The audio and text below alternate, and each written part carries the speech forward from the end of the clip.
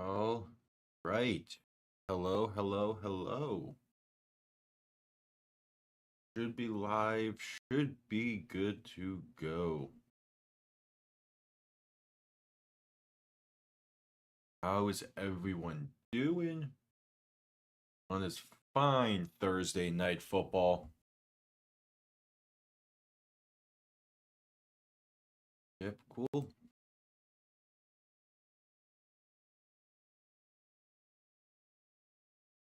Yeah, Thursday night football.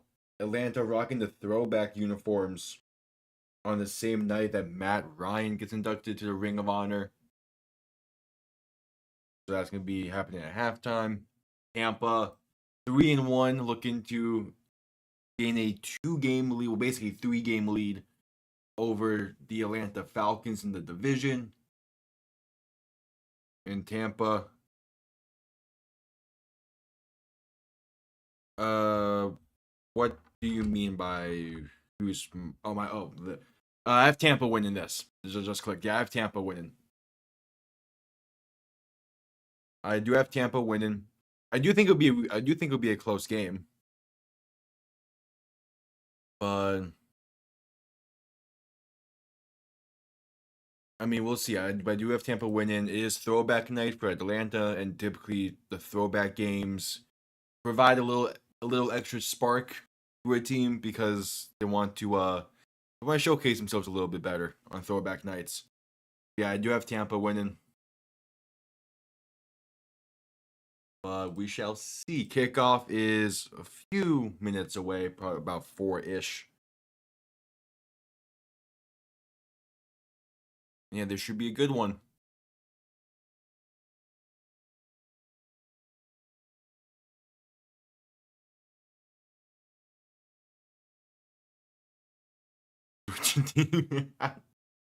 Was you had Atlanta winning originally?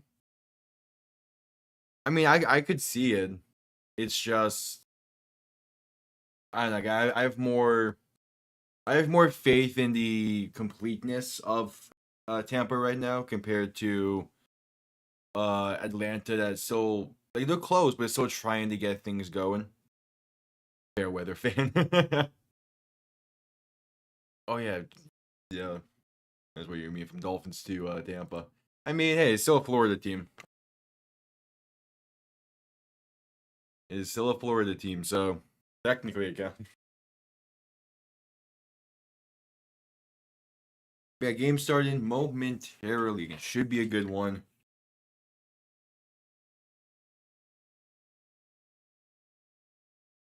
Exactly. Yeah. I mean, apparent. I did not realize this until I saw it earlier today, but NHL season apparently like begins tomorrow.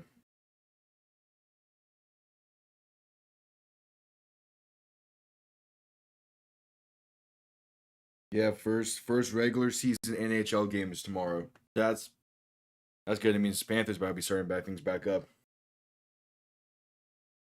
and then the Heat and the NBA is in a few weeks. But yeah,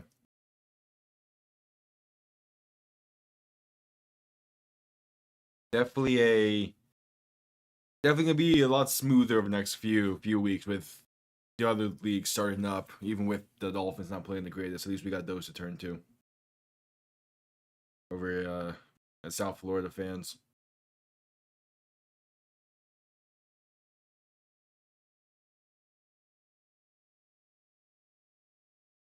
Yep, kickoff should be about 2-ish minutes away, maybe a little bit more. But either way, it is throwback night for Atlanta. Thus, they have the throwback logo on there as well as in the thumbnail.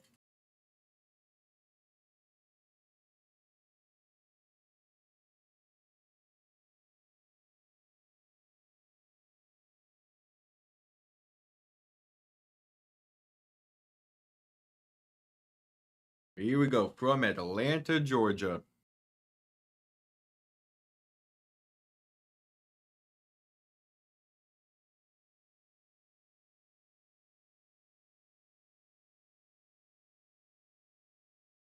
This should be interesting. Baker Mayfield's been having one hell of a season so far. And then, again, like Atlanta's trying to get a groove going.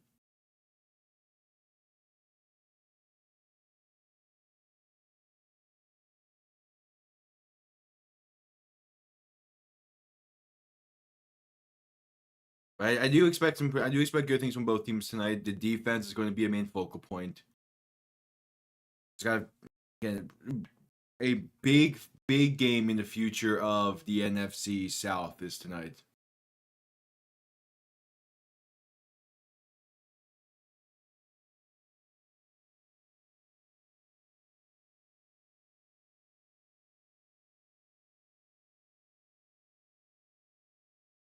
They're interviewing Kirk Cousins pregame.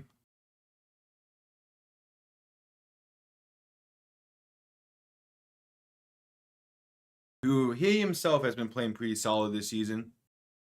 But again, Tampa is kind of the hotter team at the moment. But who knows? We'll see.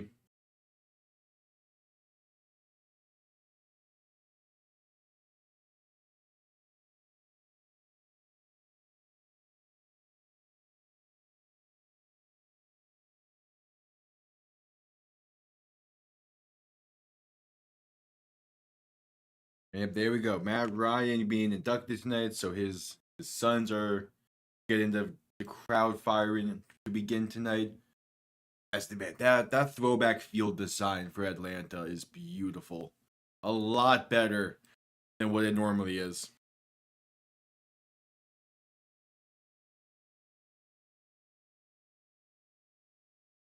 New Orleans beat Carolina week 1. That's what it was. Okay, here we go. Who's getting ball first to begin this one? Oh yeah, for sure. Matt Ryan deserves the Ring of Honor inductee. As Atlanta will be getting ball to kick things off on throwback night. Kickoff is going to be basically out the back of the end zone for a touchback. Atlanta will begin from the 30. And out comes Kirk Cousins, looking nice in those throwback unis with the red helmets. And yeah, there's on the graphic, they have the current uniforms, and there's just no comparison. That giant ATL ruins the modern uniforms for Atlanta. The throwbacks look so much cleaner, and that's the case for a lot of the NFL. Yeah, basically. All right, Cousins, shotgun, back behind him, 2 receiving options to each side. And then when in motion, going to handoff right side with Bijan Robinson cutting upfield, going to gain about 3 on the play, and that's how things start off. But I think Vic wore these uniforms for like a year, if I'm not mistaken. Because at least like this logo said it was from 1990 to 02. I know Vic was drafted in 01. All right, Cousins, shotgun, back to his right. 2 receiving options to each side. Shifting the back to his left. Looking to throw in 2nd and 8. Has time. Pass over the middle. Kyle Pitts wide open. Down past the 40, spinning down to near the plus 35. Kyle Pitts on the seam route picks up a large gain, and the Falcons are already driving. Hey, finally Kyle Pitts does something. He's been quiet the past few weeks. Yeah, just a really basic seam route in between the corner and the safety. All right, Cousins, handoff left side for Robinson on 1st and 10, trying to bounce it outside, going to gain about 2, maybe 3 on the play. Solid pickup there on 1st down, and what really should have been a broken play. Yeah, the Y2K variants. I mean, they look nice as hell. And we like most of the NFC South has good throwbacks. I mean, I know the Creamsicles are a debate one, but like the old school Panthers, the Falcons ones, Saints are hit or miss depending on kind of what era they want to throw back to. Can look pretty good. Like Cousins shotgun back behind him. 3 receiving options to the right. Man sent in motion, going to look to throw. As time pass left side back shoulder and dropped by Darnell Mooney. Nearly a great back shoulder grab, but just couldn't hang on. Yeah, exactly. Yeah, these are more so the Dirty Bird era, the Deion Sanders era uniforms. Oh, through his hands. Your creamsicles, yeah. Well, I mean, some it depends. Like some teams play a lot better in the throwbacks. Other teams have really weird performances in them. Yeah, the golden uniforms are the main ones I'm thinking of. Those are nice looking. If like it depends who the matchup is against. Cousins looking to throw 3rd and 7. Pass over the middle is caught by Drake London and brought down inside the 20 to about the 18. And the Falcons in the red zone for the first time tonight. Because that's the other thing with throwback uniforms in general. Like, it depends who they go up against. Because like you can have a really nice looking uniform, but it be going up against a terrible, yeah, the dark powder as well. It all depends on the uniform matchup as well for some uniforms. Cousins gonna end around to Bijan Robinson trying to work that right side and get back to the line of scrimmage basically. It's all there's truly an art to a solid uniform combo. And it sucks that part of it does go into who you're playing against. But to be fair, like the truly spectacular uniforms don't matter.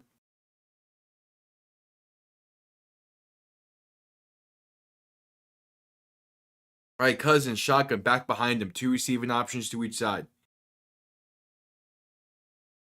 Going to look to throw in 2nd and 10. Pass over the middle. Caught wide open. Drake London inside the 5. Spinning. Touchdown Atlanta. They strike first on the opening drive. And that was a really effective drive. Really effective, really efficient. Went down the field with ease, going 70 yards.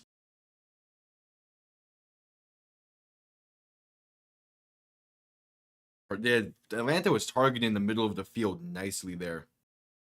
Also, just a great route from Drake London, jeez. And then refusing to go down.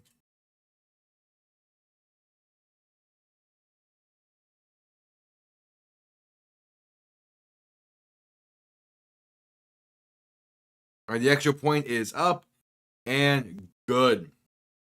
Falcons take a 7-point lead with just under 12 minutes to play. So again, that was a really efficient drive from Atlanta. And the question is, can they just continue it throughout the entire game?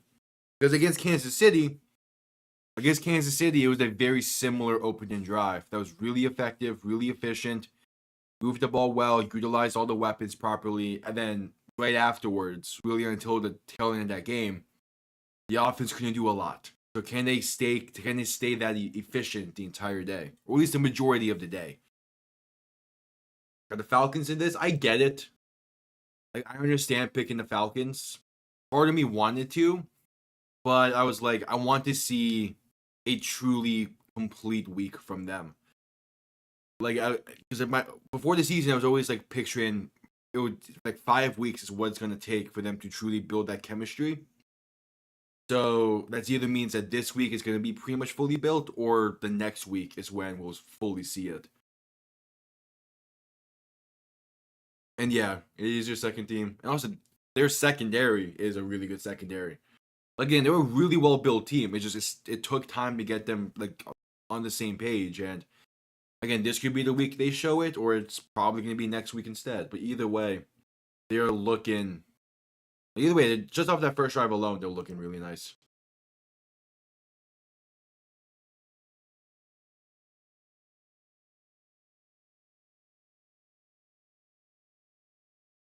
But we'll see. That brings us to a commercial break. FIU showing out some new uniform options, and man, oh man, the Vice U uniforms from FIU look nice.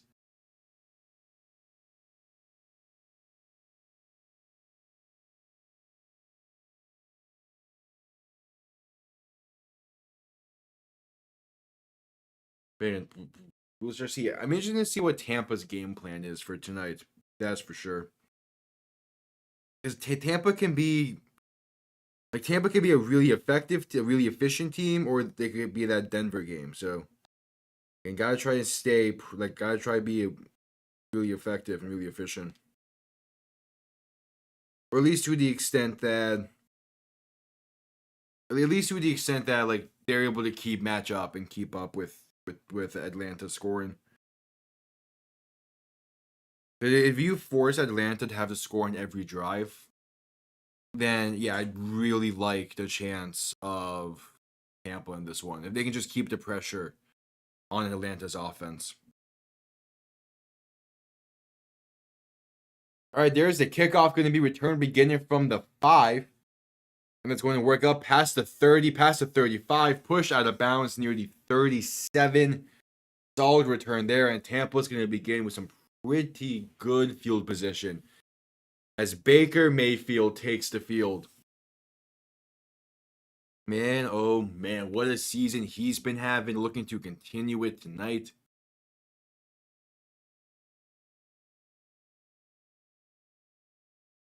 And again, Atlanta's defense, not one to take lightly.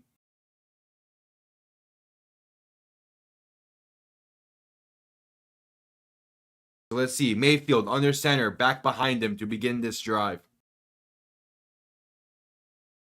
Going to play action, looking to throw. Has time stepping up. Pass over the middle, going to be caught by Mike Evans. Pass midfield down to the plus 48-yard line. Solid pickup there on first down. That's what you like to see.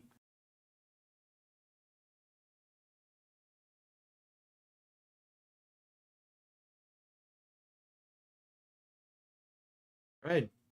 Really like that first play. Get a good chunk of yards. Now Baker under center, back behind him.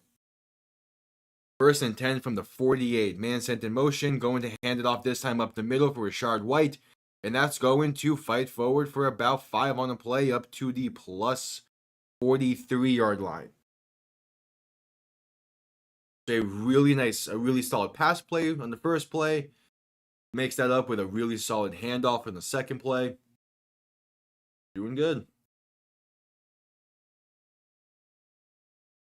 All right, 2nd and 5. Mayfield shotgun back to his right. 2 receivers to the left. Going to look to throw. Has time. Passes nearly picked off. Tried to squeeze it into Mike Evans, but AJ Terrell jumped the route, and Mayfield wanted a penalty there. Terrell just ran that route like a buck. Yeah, tried an in-breaker almost, and he beat Evans to the ball.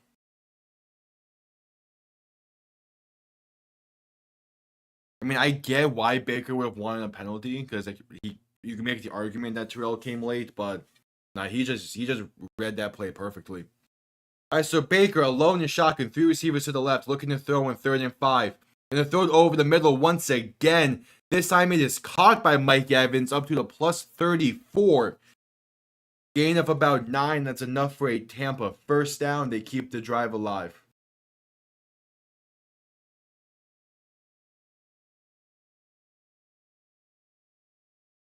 That's also a dangerous pass. Trying to force it to Mike Evans a bit early in this one.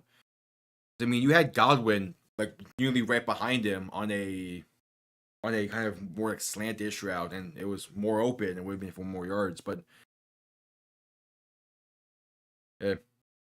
Mayfield under center, toss this right side for Rashard White, trying to cut up field, bouncing between defenders and gaining a yard on that play.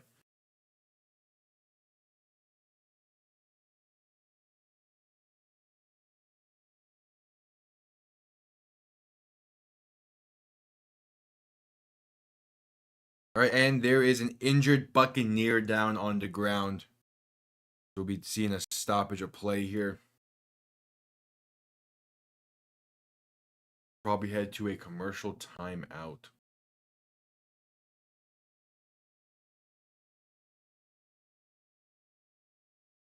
Yep, heading to a commercial break.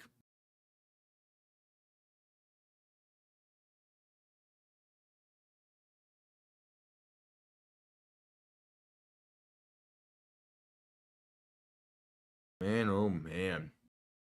It's been a pretty solid Tampa drive so far.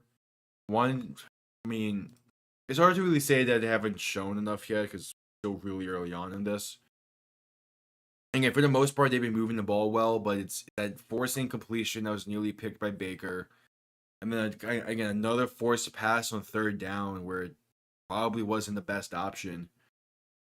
And then like that not great run play on the first down of the next and then the next set. I mean, it's three not great plays back to back, with one of them just happened to have worked better than the other two.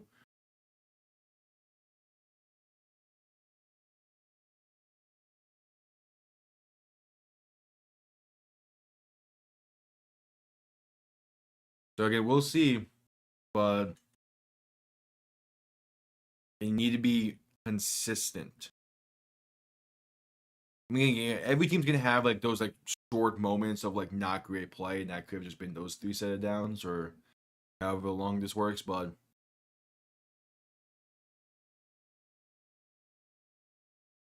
no, you're good. You're good about Flash. Again, I respect all lurkers who just have this shit on in the background. That's me for a lot of other streams while I'm doing like work or anything. So.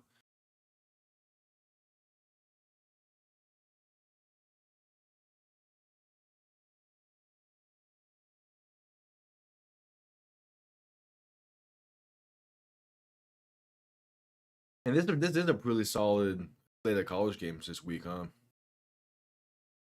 I mean, the main one for me is UCF UF, but UM Cal is going on tomorrow. Tomorrow is Michigan State Oregon. Yeah, it's a pretty solid slate. All right, back from commercial break. Yeah, Cameron Johnson is the player that was injured down on the play, being taken off the field off of his own. Walked off the field under his own power. Handoff right side of 2nd and 9. Going to go nowhere. Maybe even lost a yard. Tried an outside zone to Rashard White. Just not working. Atlanta stepping up. Master lurker. Yeah, but that's how it would be sometimes. Yeah, Rashard White. He's a pretty solid back for Tampa. Well, just these past two plays, just the blocking wasn't great. Atlanta's jumping the gaps. Mayfield alone in shotgun, 4 receivers to the left, looking to throw in 3rd and 9. Going to screenplay right side to Cade Otton, getting the first down and inside the 20 to about the plus 18. Tampa keeps the drive alive and have entered the red zone. A tight end screen on 3rd and 9 is one hell of a play call. I mean, yeah, but Fournette also, to be fair with Fournette, is by the time he was in Tampa, like he was already at that point where most owners and most front offices see running backs as too old. So, Baker looking to throw in 1st and 10, gonna throw it over the middle, and what a throw to Chris Godwin. Down to about the 2-yard line. Holy shit, did he thread the needle there. I mean, I love it.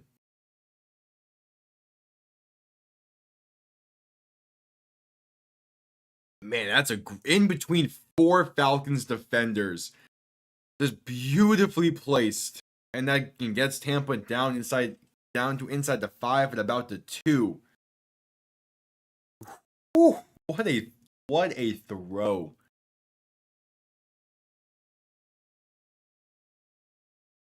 I mean, that's just beautiful. That's the kind of throw you want Baker to be able to make.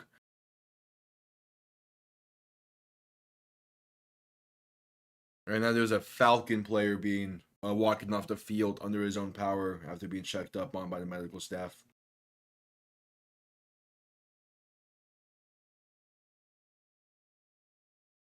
D. Alford is the player, and 1st and goal from Tampa coming up momentarily. I still can't believe Atlanta was favored in this game. Like, that's what was shocking to me. I thought this game would be, I mean, maybe not shocking that they're favored, but shocking that they're 2.5 point favorites. Yeah, he's fine. Probably got the weight knocked out of him. He was the one who made the tackle on Chris Godwin. But again, got up fine, walked off to the sideline under his own power. Didn't seem like there was a limp there. All right, Baker under center. Ball in the 2, back behind him. Man sent in motion, going to play action, looking to throw, rolling out to the right, trying to find someone, throw back towards the middle of the end zone, and touchdown Tampa Bay. Mike Evans gets it in, and the Buccaneers are 1 point away from tying this one up. Man, oh man. I mean, yeah, but at the same time, I would make the argument he had lesser receivers in Minnesota. Because yeah, he had Justin Jefferson, but besides that, I mean, he had Jordan Addison, he had rookie and second year Jordan Addison, KJ Osborne, who's a solid third option, but not much else besides that, who's getting receiving 2 reps, as the extra point is up and good. And then before that, you had Adam Thielen as the number 1 for a good chunk of years, who's in a solid number 2 option, but can't really be a primary guy. By the time Cousins gets there, you're already towards the. But he plays with Diggs for like a season or 2. Like, he didn't even have a lot of quality receiving options in Minnesota. At least in Tampa, like, Darnell Mooney is a really solid guy playing the correct role. Same with Drake London. Kyle Pitts is there as well, who can be a really good option when utilized as a good option. And then Bijan Robinson and Tyler Algier at the back are 2 good receiving backs as well, which Cousins didn't have in Minnesota. Because for as good as Dalvin Cook was, he wasn't really a elite level receiving back the same way that Bijan Robinson is and can be.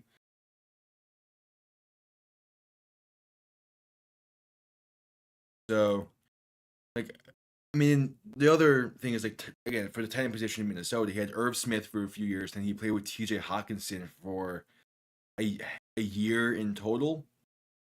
We never really truly had a proper tight end to utilize it either.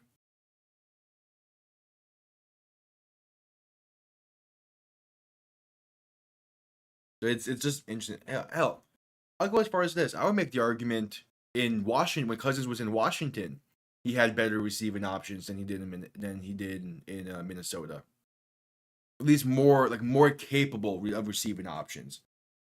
If you just purely look at talent, Justin Jefferson will be the best receiver he's ever played with, probably. But during his time in Washington, he had Vernon Davis at tight end for at least a year or 2. Santana Moss, who's an underrated route runner. He had Pierre Gonçalves, who's another underrated receiver. And then Alfred Morris in the backfield. Like, those Washington teams have some pretty solid guys. And or at least more consistent guys than what Minnesota had to offer. I mean, there's a reason that Cousins got that contract from Minnesota. That fully $84 million fully guaranteed. He played really well in Washington with those receivers as well.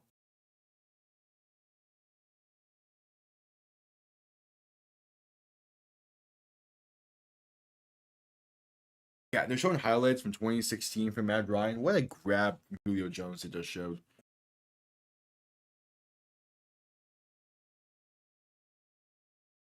All right, Tampa Bay on to send this one away. It's going to be down in the end zone for a touchback. So Atlanta will begin from the 30.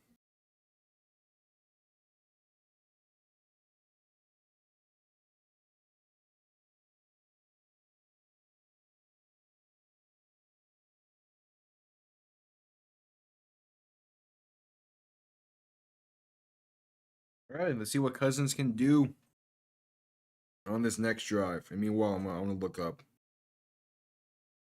the Washington teams that Cousins do too. All right, play action of 1st and 10. Cousins looking to throw. Pass left side, going to be caught by Darnell Mooney at about midfield. Gain of 20 on the first play of the drive.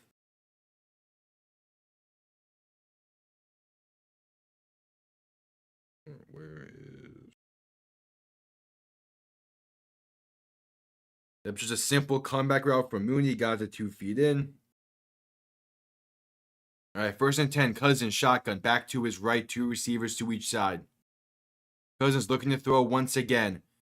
Pass time. Going to check it down right side to Tyler Algier for about 2 on the play. Yeah, this core in Atlanta is the best complete core he's had. I'm specifying complete because each of the main guys on this receiving core is consistently a really good to great receiver. Even guys like Kyle Pitts, who may not be able to show it often, he's still a really good talent. That's Cousins shotgun back behind him, 2 receivers to each side. Mooney sent in motion from right to left. Handoff right side Algier, going to gain about 7, maybe 8 on the play, enough for Atlanta 1st down.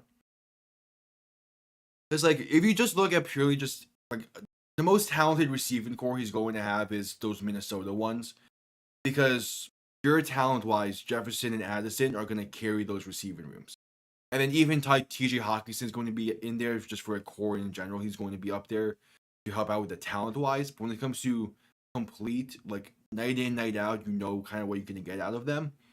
Yeah, it does feel like Atlanta is the best out of that. Cousins shotgun back behind him, 2 receivers each side looking to throw once again.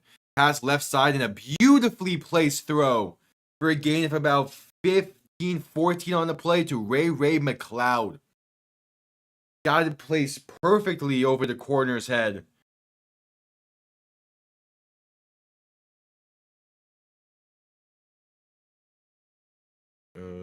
Let's take a look at 2015 Washington. Yeah, because they made the playoffs that year. We have beautiful throw and an out route from Cousins. All right, and Cousins shotgun back to his right. 2 receivers each side. Motion from left to right. Going to be an end around for Darnell Mooney on the right side. And now just going to chuck it down the field out of bounds for a throwaway, basically. No, Addison played... Because last year was Addison's 2nd season, I believe. So he at least played a full season.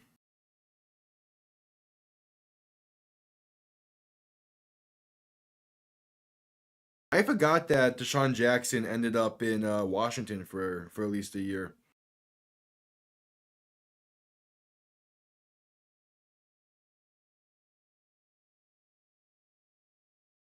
All right, Cousins shotgun back behind him. Going to look to throw in 2nd and 10. Pass right side going to be caught by Drake London. Get up to the 19-yard line. Gain of about 5. It might have. I just know Addison is on the younger side.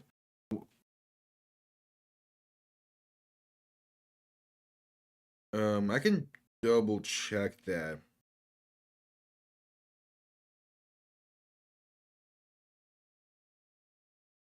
Oh yeah, last year was his rookie year. Damn. Cousins shotgun back to his right. 3 receivers to the left. 3rd and 5. Shifting the back to his left, and Pitts moving inside on the right side. Going to look to throw. And quick pressure. Cousins is sacked back near the 29, maybe 28-yard line. Vita Vea making the play on 3rd down. I could have sworn Addison was in his 3rd year. I guess he's only in his 2nd. Damn. See, this is... it didn't really matter on this play, but this is part of what I'm talking about with Atlanta and not utilizing players correctly. You had Bijan one-on-one against Vita Vea, and Kyle Pitts was one-on-one against the edge rusher. What was the right tackle doing? The right tackle wasn't helping or blocking anyone. And now Young Ho Koo on for the 46-yard try.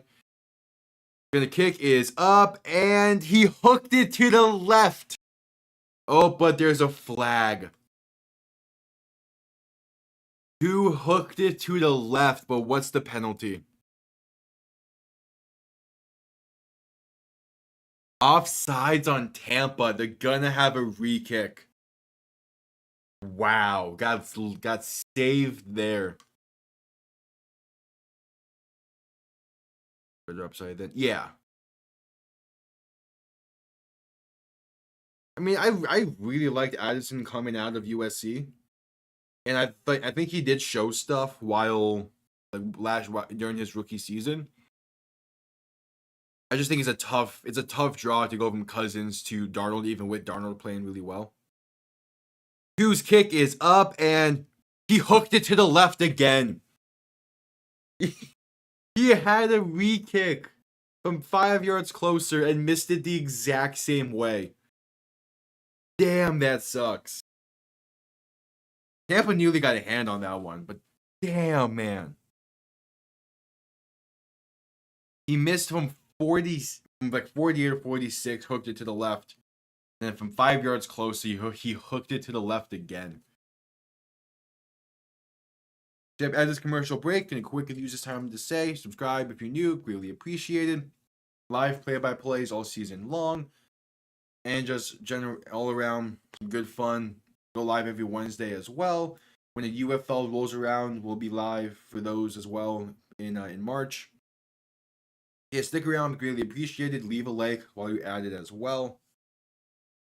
As all of a sudden Tampa has a real shot.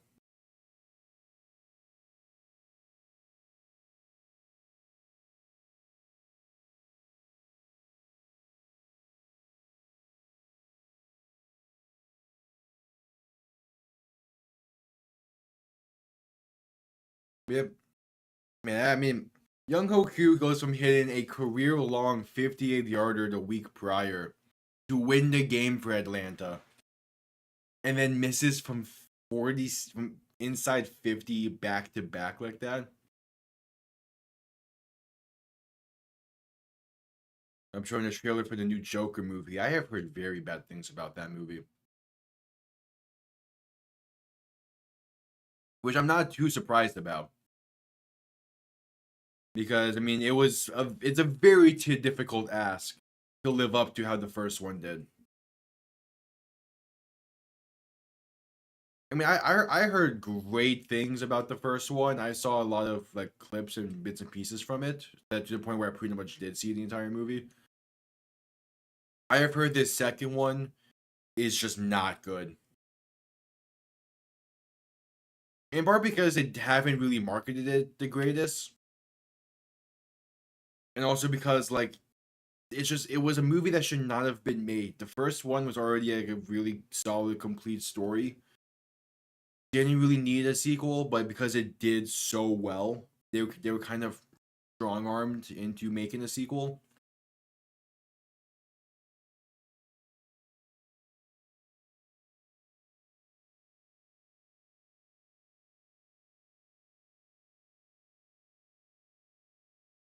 All right, Mayfield, shotgun, back to his left, two receivers each side. Quick pass left side, a screenplay for Chris Godwin. Has some blockers, going to gain about 11 on the play. Enough for a Tampa first down. Really solid play.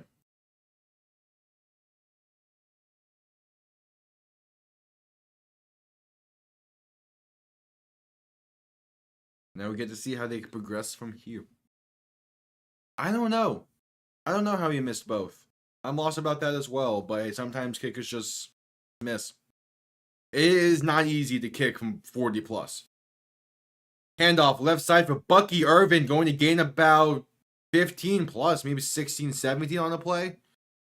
And that's going to be enough for another Tampa first down. Yeah, Young Hoku did miss.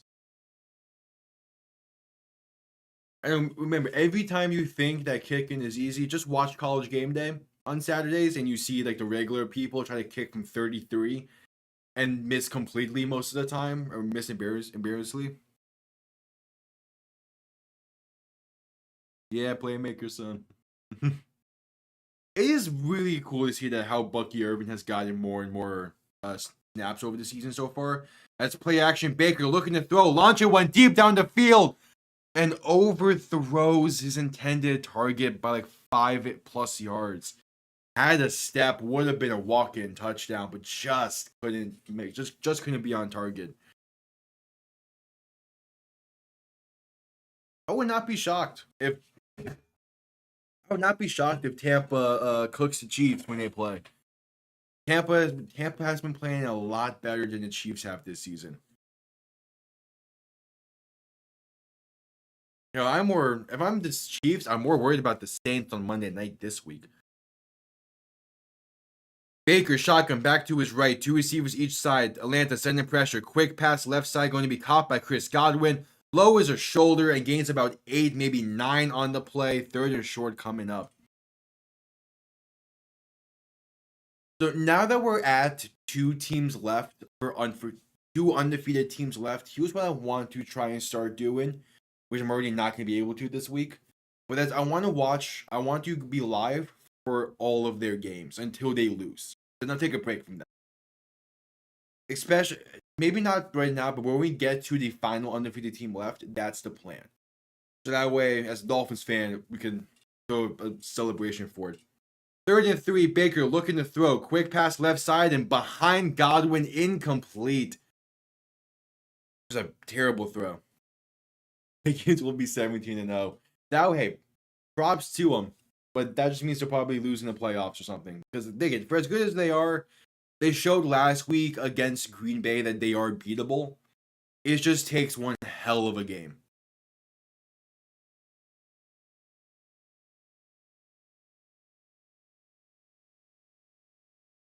All right. Now Tampa on for the long field goal try to make it a 3-point game. This one from 53. Left hash. Kick is up, has the accuracy, and is straight down the middle. Tampa takes the lead here with 1:22 to go in the first.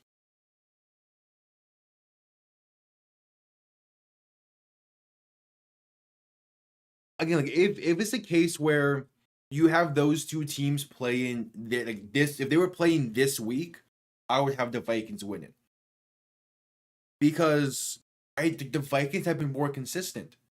The Chiefs' offense just has not been looking really good this season. And especially now with the loss of Rashee Rice, I don't know how much better it can look. Unless Travis Kelce really becomes the number 1 option consistently the rest of the year, the offense is going to be a massive question. And then the defense is playing well, so it will be a primarily defensive showdown with a good offense against a mediocre one. Like, I would trust Minnesota to win against the Chiefs at this very moment. Of course, come playoff time and all that, things could drastically change. We've seen that previously with the Chiefs, that they could just turn it on when they need to late in the season. But I mean, again, with how the receiving core looks right now, I don't like their chances. But who knows? Devontae Adams is on the trade block. He might end up going there. I mean, we saw that against the Chargers last week, how different it looked without Rice on the field. Kickoff underway, going to be out the back of the end zone for a touchback. Atlanta will begin from the 30. Like, after Rice went down last week, like, the Chiefs' offense just couldn't do a lot. Hell, they weren't doing a lot earlier in that game anyway. But still, like, you need to see more out of the Chiefs. Even though they are the Chiefs, and you know they're going to be able to turn it on eventually. But, like, you just need to see more out of them.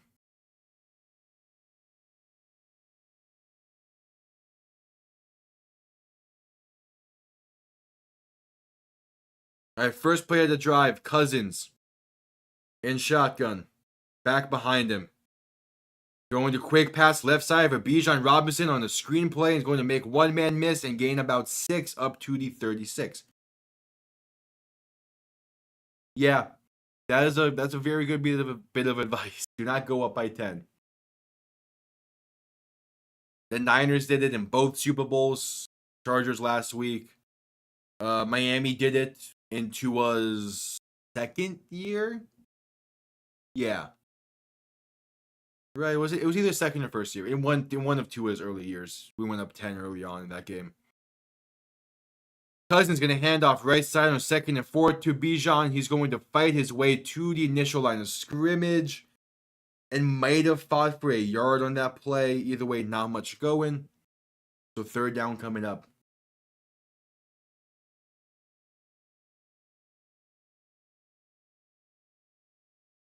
All right, Cousins shotgun back to his right. Little hurry up here on 3rd down. Quick pass left side, going to be caught by Darnell Mooney for about 6 on the play. That's enough for an Atlanta 1st down.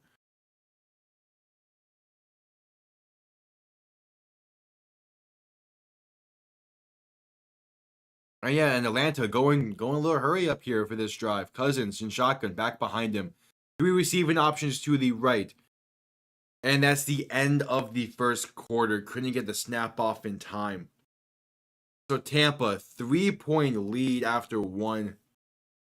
This should be this game could be a really good game that comes down to the wire. 10-1. Who knows, man? Who knows? I mean, this whole storyline, complete side note, this whole storyline with Devontae Adams was completely expected before the season, first off. And then but the non-really expected part was the fact that he has like 10 teams he's interested in going to. And yeah, obviously one of them is the Jets. But like, he listed the 49ers, pretty sure he listed the Chiefs, the Packers. Like, he listed like a good chunk of teams that he's willing to go to.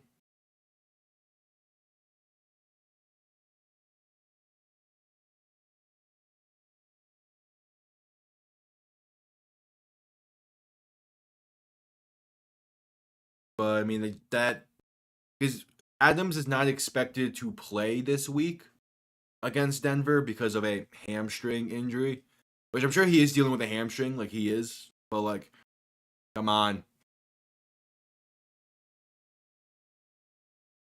So, yeah, I wonder when they're gonna get the trade done, if they even do get the trade done.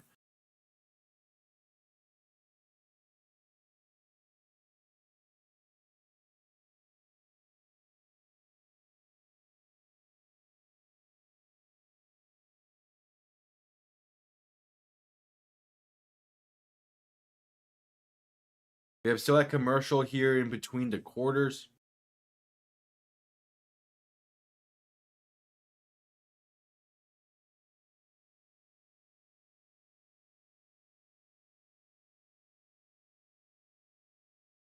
And yeah, they're showing some highlights from before. That's the ideal, right? Like, that's the idea, and what everyone is expecting to happen is he goes to the Jets. And I mean, the Jets do have a piece that the Raiders might want.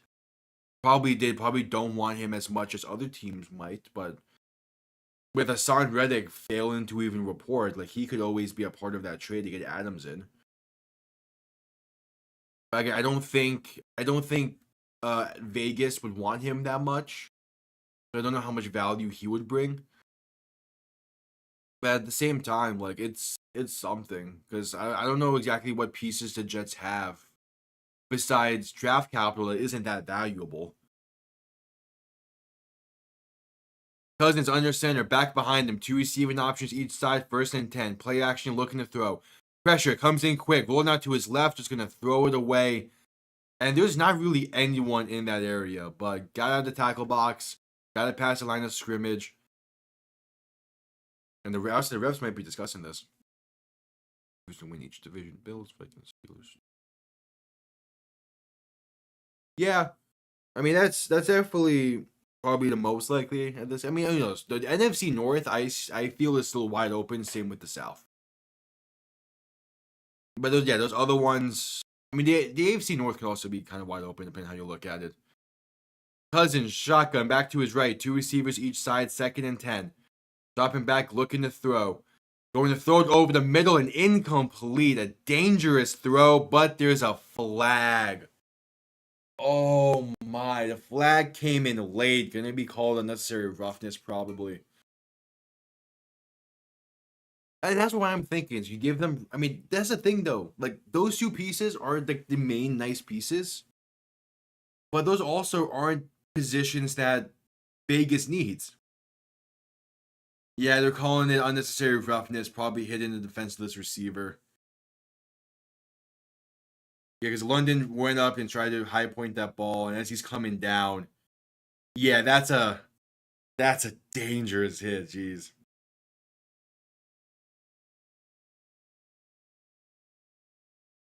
It was the side of the Tampa helmet colliding with the crown of Drake London's helmet. Yeah. And so 1st and 10 from the plus 41. Cousins under center, back behind him, going to hand this off right side for Tyler Algier. Trying to bounce it closer towards the sideline, up to about a gain of 8. And the plus 34-yard line, but there's a flag back near the line of scrimmage. I would hope Odell is back this week. I mean, there's also the chance that he's just waiting for Tua to come back as well. But I would hope Odell is back this week, because we desperately need a proper third receiver that can be trustworthy to someone like Tyler Huntley, who has chemistry with him due to their time in Baltimore. You're holding on Atlanta's a penalty, so the 8-yard run is going to be brought back. Oh yeah, if we lose to the Patriots, the season is basically wraps. But that's why we need Odell back, because him and Huntley both were in Baltimore last year, so they have chemistry together. So that's why, with Huntley being the starter, him having someone who he has proper chemistry with is going to be important. Cousins alone in shotgun, quick pass right side screenplay.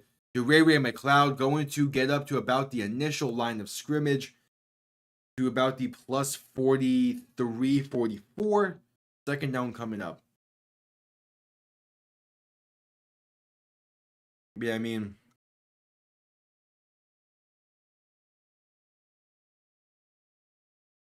this is going to be a very weird and interesting game against New England this week. I don't fully know what to expect with it. Besides, Miami needs to win.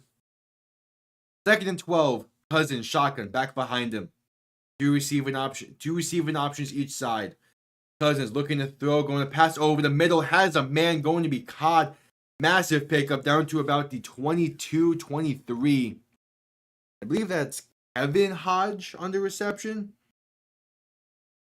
Found a level in between the safeties and the linebackers, and was beautifully placed by Cousins right into there. And the good throws all around today. Jeez. No, that's Daryl Hodge on the reception. You know, way out for that name guess. All right, Cousins shotgun back to his right. Man sent the motion from right to left. Trips to the left now. Pump faking quick pass left side, trying to screenplay for Robinson, who's going to flip the field, or at least attempt to, but was tripped up and lose a couple on the play. And now there's a flag. Daryl, thank you. Lose to the Patriots, or was it just tanking get Cam Ward? I mean, if we're gonna tank for a really high pick, I do agree we need a proper backup and to draft a proper backup. If we have a top 5, top 10 pick, I don't think that's where you draft one with the other talent that's available. Holding on Atlanta again is a penalty. This time on Kyle Pitts. No.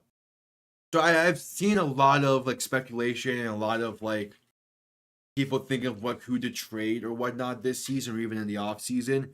Here are what I believe are the guaranteed players that are not going to be traded. Tua, Waddle, Hill, and Ramsey. Those are the 4 guarantees. Everyone else is I feel like is going to be on the market in some capacity. But Hill, Waddle, Tua, and Ramsey, they're not going until the contract's up or they retire. Quick pass right side on 1st and 20, going to be caught by Darnell Mooney for about 6. 2nd down coming up.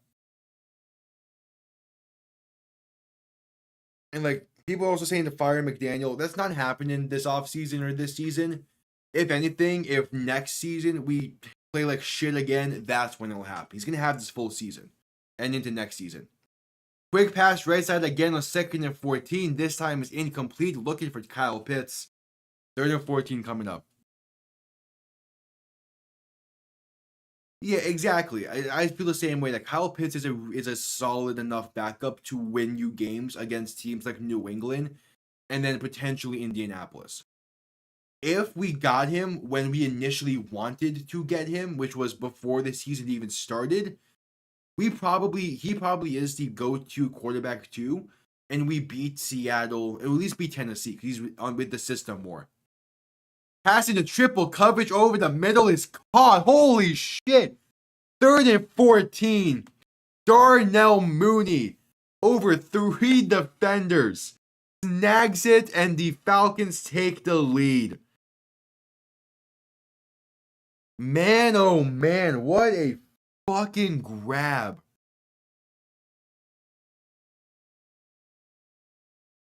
Jeez. It was trips to the left. Mooney from the slot, just on a seam route. And on 3rd and 14, Cousins just says, fuck it. That's a dangerous throw. But man, what a grab from Darnell Mooney. And to make it a 4-point game, the kick is up and good.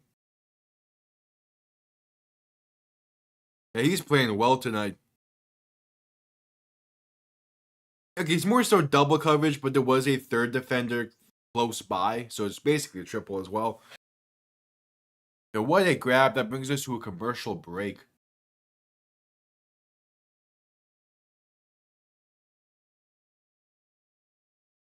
I mean, yeah, you can say he's always like screw it, Tyreek down there somewhere, but the case is though, when that's the thing again with the offense that's built like how Miami's is, it's all about anticipation.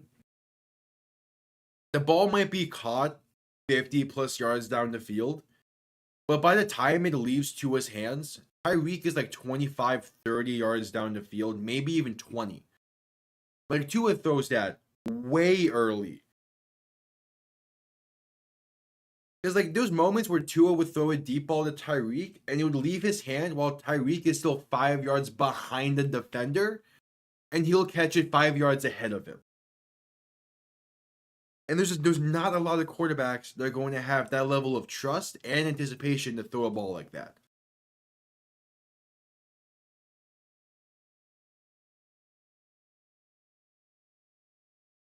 All right, Drake London's in the medical tent, being evaluated for a concussion.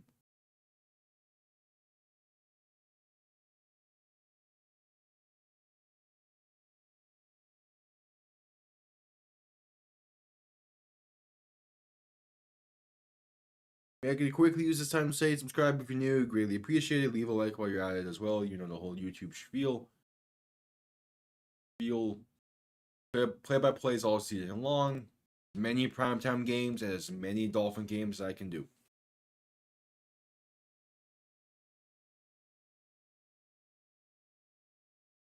Yeah, I mean, the U have been really impressive this season, but there's gonna be, I don't know the YouTube spiel. Shut up. I mean, a cross-country trip like what Miami, like the U is doing this week is not an easy one, especially for college kids. So it's going to be interesting to see how they play.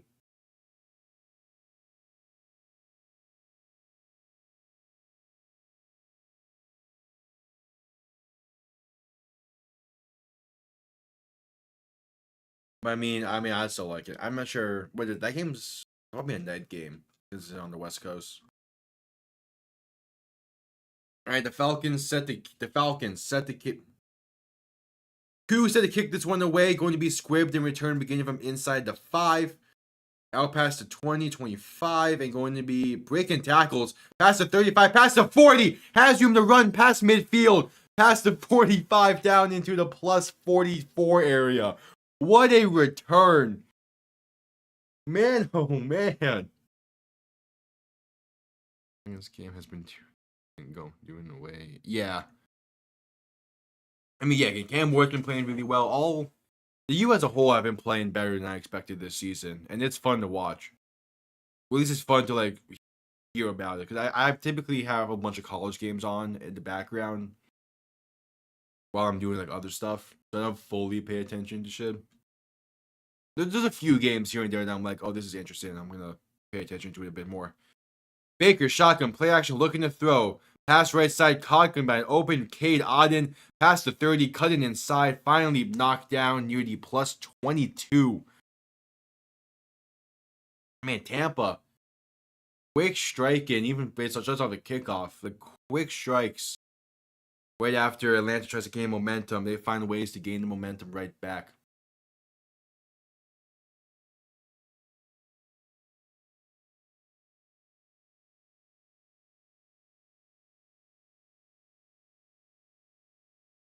All right.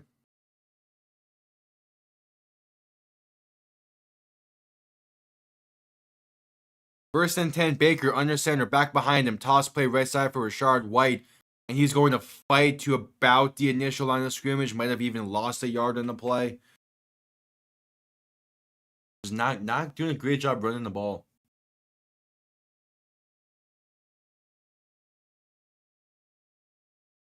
They're passing the ball just fine, though.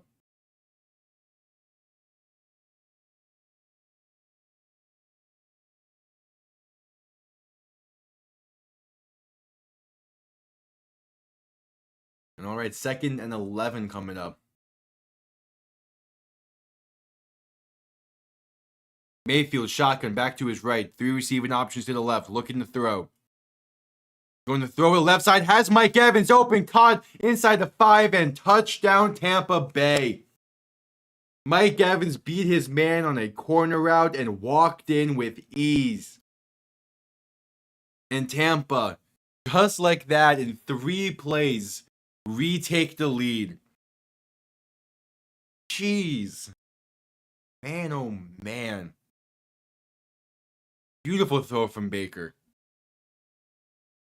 Like, layered it perfectly so Mike Evans could catch it. Yeah, I mean, that's just great route, great throw. Tampa firing on most cylinders. And the extra point is up, and we have a 3-point game in Atlanta with 10:17 to go in this half.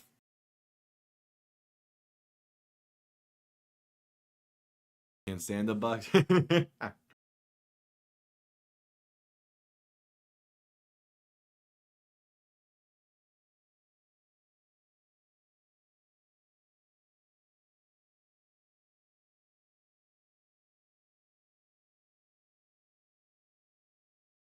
Wait, man, oh man, Tampa. I mean, this is again the defense needs to do a little bit more now.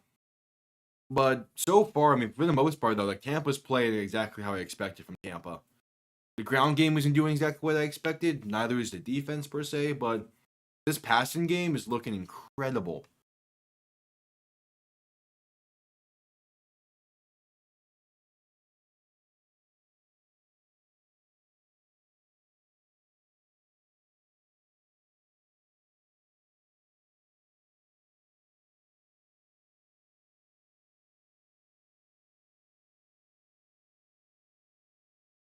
We add commercial break here after Tampa retakes the lead.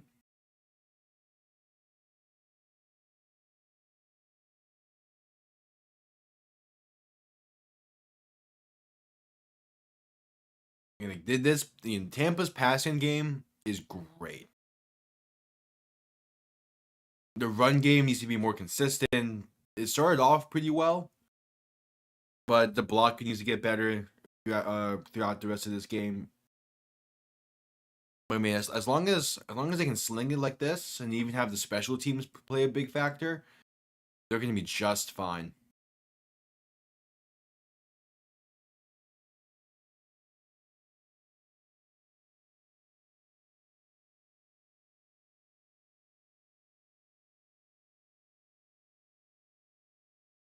We have at commercial break here in Atlanta. No other NFL games going on, but there's a bunch of other sports having games right now. Like college football has 2 games. This is the first day of like 50 plus of days of just pure straight football every single day, which is fantastic. Texas State up by 21. Sam Houston's up by 7 over UTEP. And then in the world of MLB, Milwaukee's up 2. I would love it if the Mets can actually advance, but we'll see. Kind of doubt it. All right, back from commercial. Did that say next week is San Francisco, Chicago? God damn. All right, kickoff underway. Going to be down in the end zone for a touchback. Atlanta will begin from the 30. Is next week really San Francisco, Chicago? Is that really a Thursday night game I'm gonna be watching? Oh no, San Francisco, Seattle. That's gonna be a good game. That's going to be a really good game. Okay. Yeah, then it's the fall. Okay.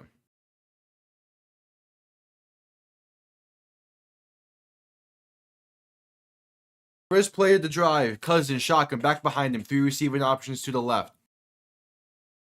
Going to toss to the left side with Robinson trying to get the edge, but unable to. And tossed out of bounds by Levante David. Like, legitimately picked up and tossed out of bounds. Helmet coming off as well. Levante David, man, that's the thing with Tampa. Both Levante David and Mike Evans have been there a long time and have been consistently great for that franchise the entire time they've been in Tampa. It is really impressive. All right, 2nd and 10. Cousins, shotgun, back behind him. 2 receiving options to each side. Pitts, motioned out wide to the left. Gonna look to throw. Has time, pass left side to Kyle Pitts. Gonna catch it and gonna be caught and pick up the first down and more. Up to about the plus 48. So gain of 18 on the play.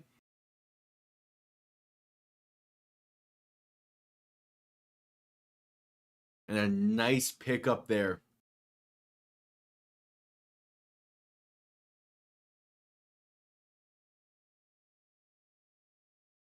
Kyle Pitts is definitely having a lot more of a focus today, and I like to see it. Cousins, shotgun, back behind him. 2 receiving options each side. 1st and 10 from the 48. Going to hand this off right side with Robinson, who's going to be met in the backfield and break off tackles. Spinning down the field. Pickup of about 6 on the play. Hard nose running from Bijan Robinson.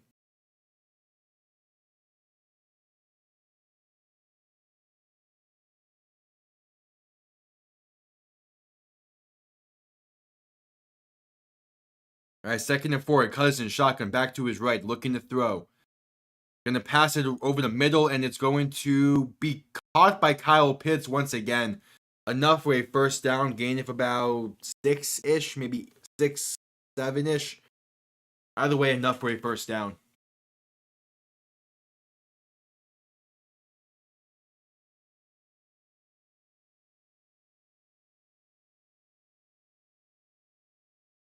All right, just under 8 minutes to play in this half now.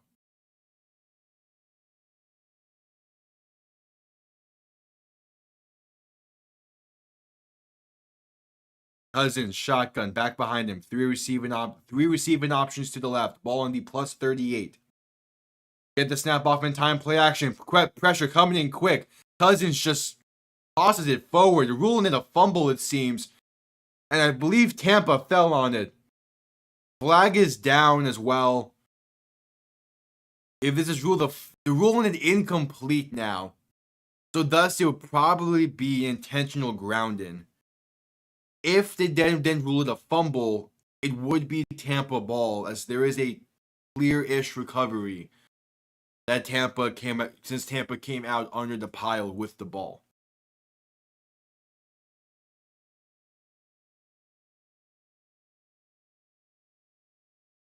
They're saying through the forward pass with no receiver in the area, so it was intentional grounding. On Kirk Cousins is the call. So a loss of down, and I believe that's a 15-yard penalty. I mean, it definitely would be intentional grounding, as I don't think Bijan leaves the area. I do not know if that's a forward pass. Okay, I mean, yeah, you can see his arm kind of go forward. That is. I don't know about that fully being a forward. Because, like, yeah, technically there's an angle where you can see, like, his arm kind of launch forward. But, like, come on. Are we really saying that counts as a forward pass?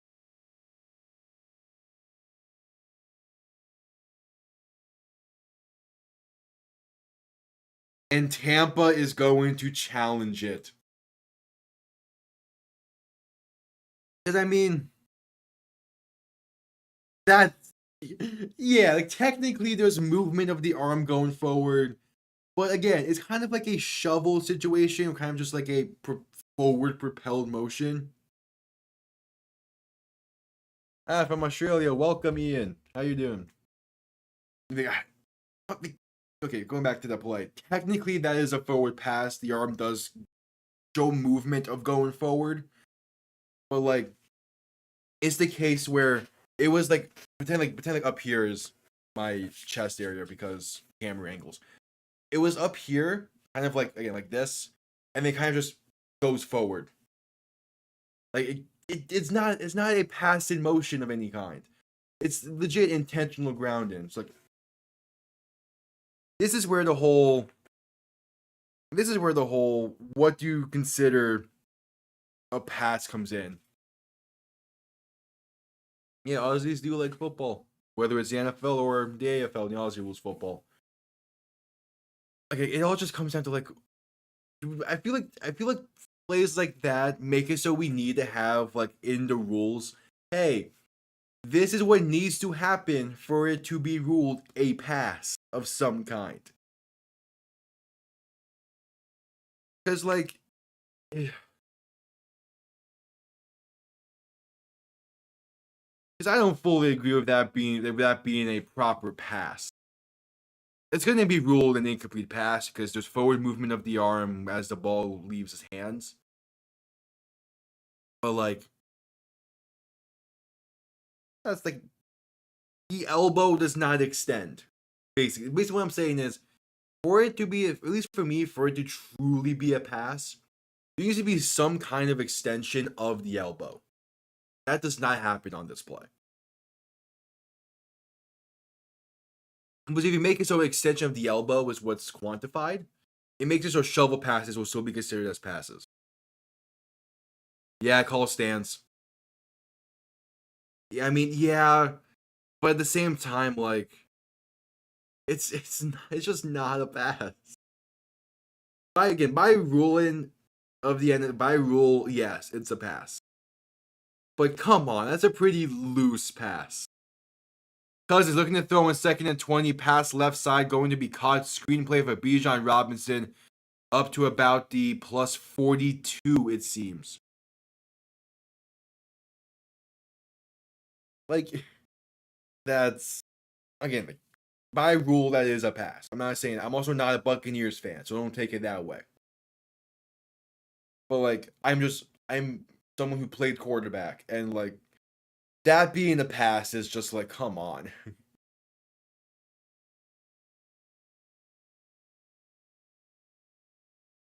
Oh, and there's an injured Buccaneer now down on the play.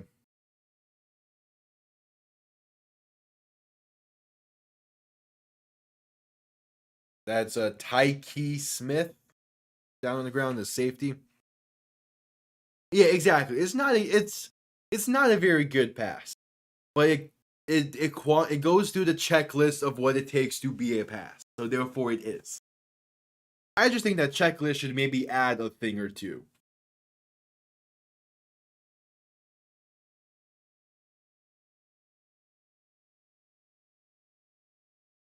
And honestly, one of those things that you can add to it is just make it so it needs to be behind, like it needs to be ahead of the line of scrimmage for it to count as a pass.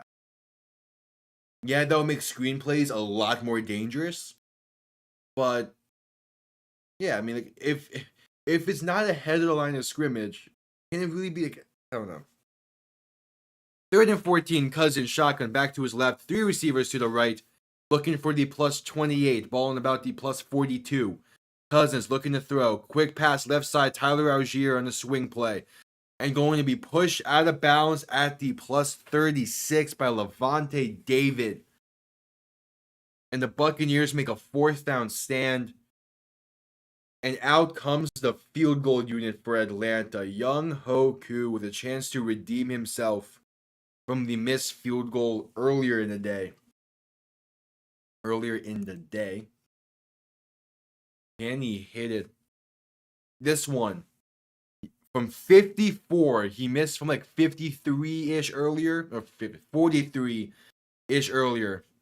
This one from the left hash, 54 yards out. to tie the game up. Kick is up. And it is good.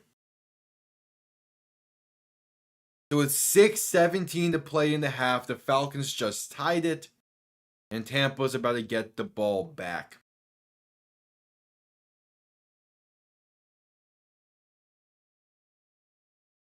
That is something I'm realizing with some of his kicks. Is he does have like the hook to it a bit when he hooks to the left.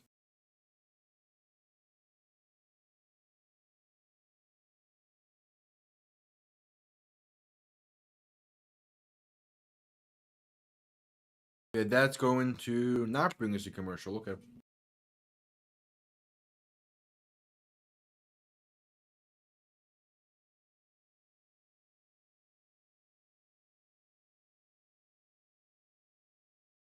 Oh, yeah. If anyone here, did y'all see that Jerry Jones landed his helicopter on the practice field earlier in the week? That's certainly a way to show that the success of the team don't fully mean shit. I mean, that's just like the most unnecessary flex he could have done, especially while the team's not playing well. Kickoff underway. This is going to be returned at about the goal line. And trying to find a lane, but couldn't. Brought down inside the 20 at about the plus 17. So Tampa going to start from backed up inside their own 20 for this drive. And there's some Baker Mayfield at the land of Atlanta, Los Angeles Rams highlights from that game-winning drive against the Raiders 2 years ago that basically gave him the chance to revive his career. And now, with the game tied, he's under center, back behind him. Tight end sent in motion from right to left, gonna hand off up the middle. Bucky Irvin has room to run, going to gain about 11 on the play. Oh, he had space, man. He had space.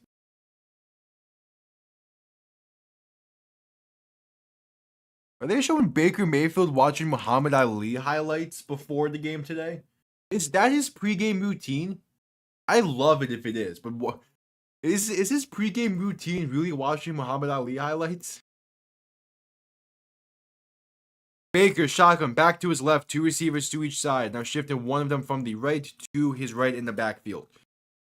Going to hand this off. Rashad White up the middle. Has a lane. Past the 40. Breaking tackles. Past the 30. Has one man to beat. Past the 20. Finally knocked out of bounds at about the 10-yard line. Maybe marketed as the 11. Big time run from Rashad White. And the Buccaneers are already in the red zone. Back-to-back really solid run plays. That is what I was talking about before the Atlanta drive. I wanted to see Tampa block better up front. And that's back-to-back plays where the blocking is really well done up front and allowing for big chunk yards. And man, oh man, Tampa is ready to strike again. Baker looking to throw on 1st and 10. Dump off right side screenplay. Bucky Irvin. Gonna get inside the 10 down to about the 5 as the previous play was marked at the 15. That should be enough for another Tampa first down, but it might mark him inches shy.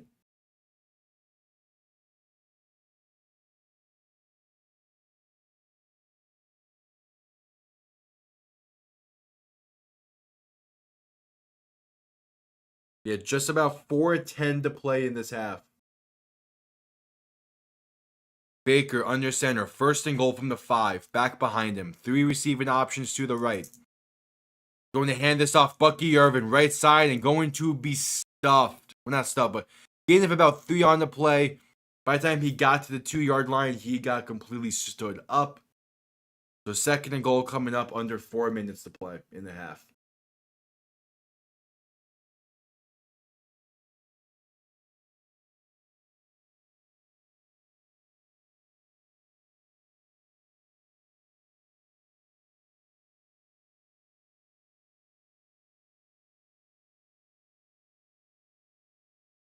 All right, Baker, shotgun, back to his left. 3 receivers to the right. One of them sent in motion.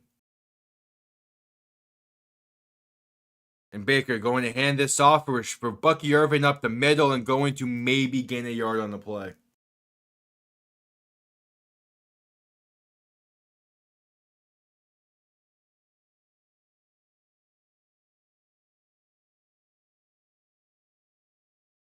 All right, 3 minutes to play in this half. 3rd and goal should be coming up.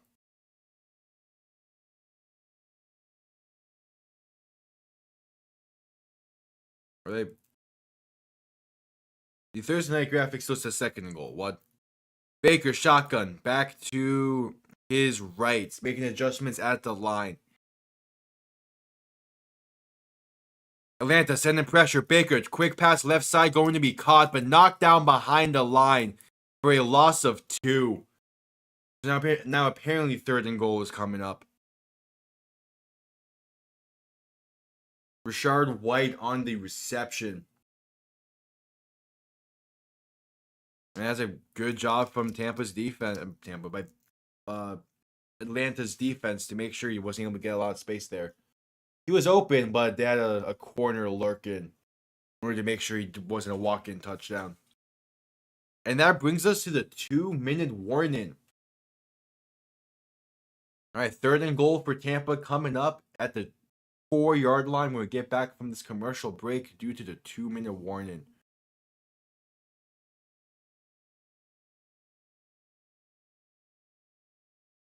This has been a really... this game has exceeded expectations so far. Like, I was expecting it to be a pretty solid game, but not this solid.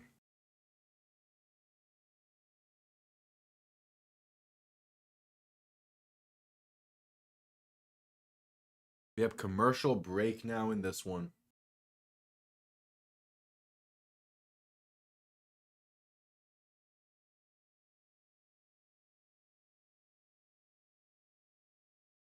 Wait, what?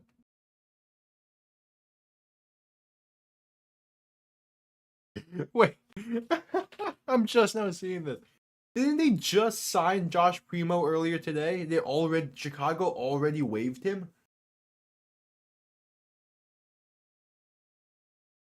Yeah, they already waived him. Bro, what?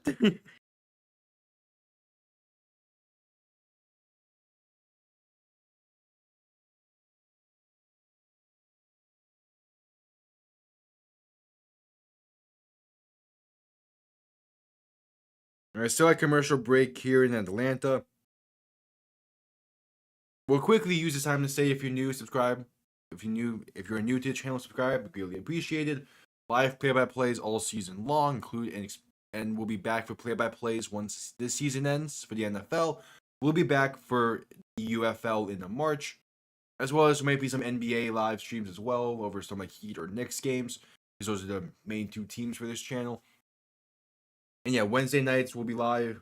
We'll be live weekly, basically, or as close to weekly as I can get at the moment.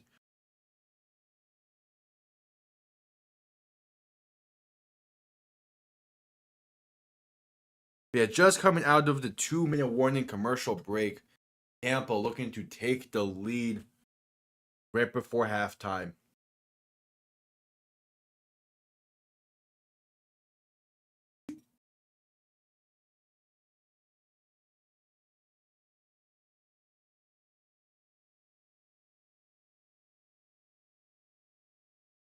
Baker in shotgun, back to his right. 2 receiving options to each side. Ball on the 4. Baker rolling out to the right, looking to throw. Pass, end zone, and caught. Touchdown, Tampa. What a throw. Back corner of the end zone.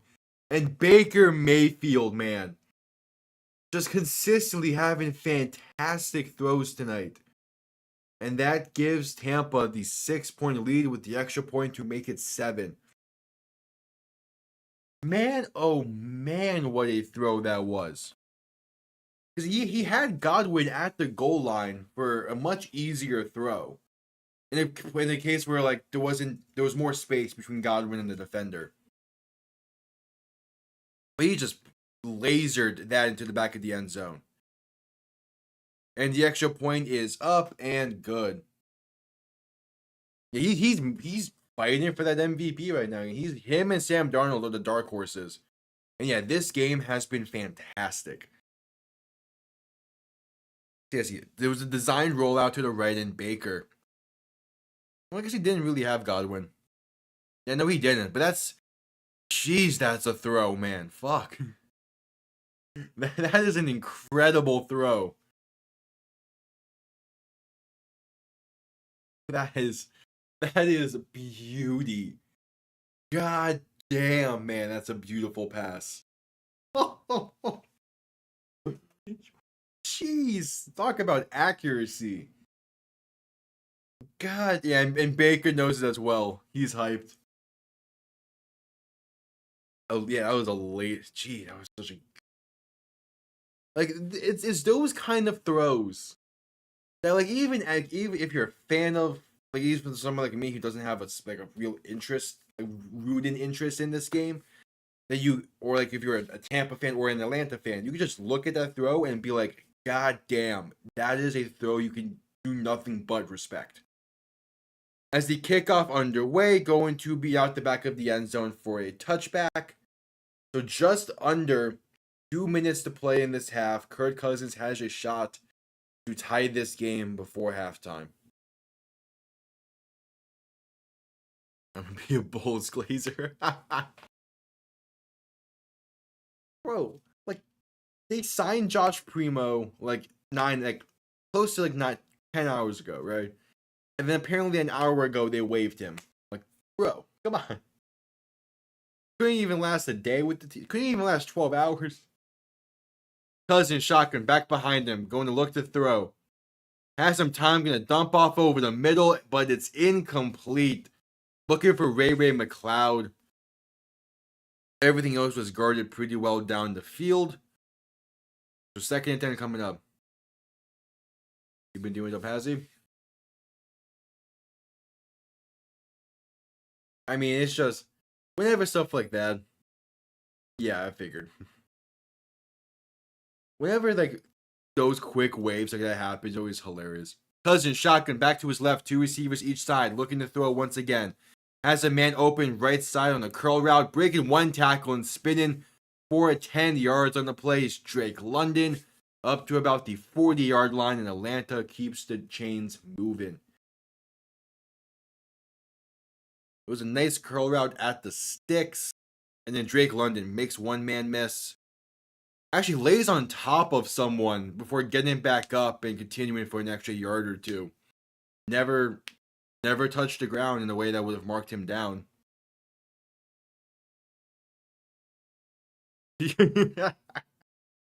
I guess. I don't know, man. Chicago's also just a weird team. We talked about it last night. That me and Toasted just both don't know really what to expect from Chicago, besides they're not going to be great. And they most likely won't make the play-in. This play's under review, just in case to see if London hit the ground or not. He didn't. That was a great play. I also posed the question of when can we do we see Zach LaVine traded come deadline? And he was and we're both kind of just we settled on the idea of it would need to be the right team looking to trade for him. Cousins shotgun back to his right, 2 receivers to each side. Going to look to throw pass left side, caught, and that's going to be Drake London again for about 7 on the play, maybe 8. It seemed to mark him at the 48-yard line, so a gain of 8 on the play. 2nd down coming up. Cousins shotgun back to his left, 3 receivers to the right. Looking to throw. Has time, gonna dump it off left side, Bijan Robinson. Makes 1-man miss and going to gain the 1st down and get out of bounds at about the plus 47.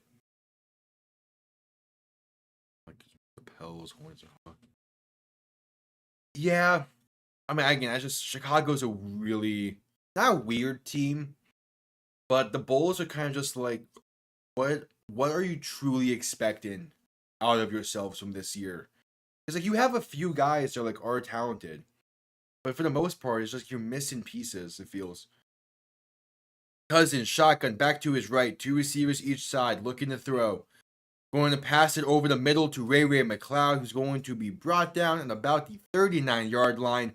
A gain of 8 on the play. Under a minute to go. And the Falcons still going hurry up. They have all their timeouts. Cousins, shotgun, back to his left. 2 receivers each side. Looking to throw once again. Pass right side, caught by Drake London. Going to get to about the 30 before getting out of bounds, ruling him at the 31. Yeah, exactly. So like, if you have a roster that's built for again about 70 to 90 points per game with no upside for the future, why not just fully commit to the tank and then try to pair like Matas with like a Cooper Flag or someone? Cousins, shotgun, back to his left, 2 receivers each side, ball on the 31, looking to throw. Gonna pass over the middle and through the hands, incomplete. Looking for Drake London, a dangerous throw as it was nearly picked off. Cousins waits a split second longer and he throws it more inside for Drake London. Oh, that's a touchdown. He had all day to run over the middle of the field. Threw his hands off the face mask. That's nearly a touchdown for Atlanta. Like that was the correct read. Just couldn't hang on after the ball was tipped. Cousins, shotgun, back to his left. 3 receiving options to the left side. Going to look to throw. And pressure comes in quick. Cousins is sacked back at the 39-yard line. Man, oh man. This is the second time tonight and just poor blocking. It's not been a consistent thing, but on that play, it shows. And the Falcons call their first timeout. Yeah, this is a great play from the defensive end. Jeez.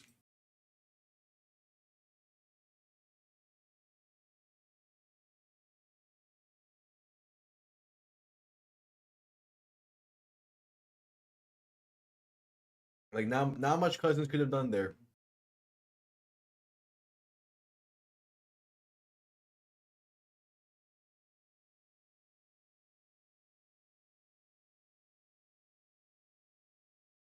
All right, 3rd and 18. Cousins, shotgun, back to his left. 2 receivers each side. Man sent in motion from right to left, looking to throw. Gonna pass it right side and incomplete. Looking for Darnell Mooney on a comeback route, not on the same page. 4th and 18 coming up with about 20 seconds to go in the half.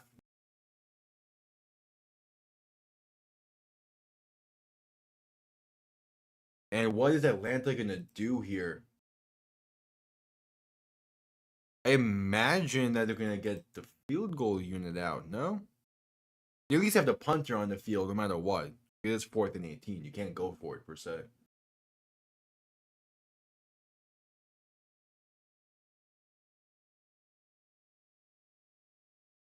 And they're just going to bring out the punting unit and send this one away.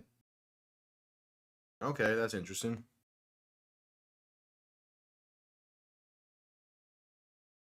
Punt comes off clean and going to be fair caught at about the 5-yard line.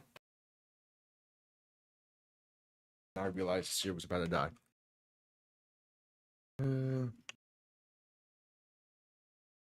All right, cool.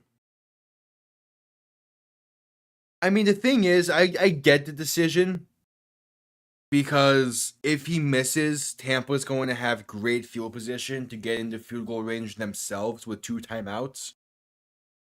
So it's definitely the smarter play.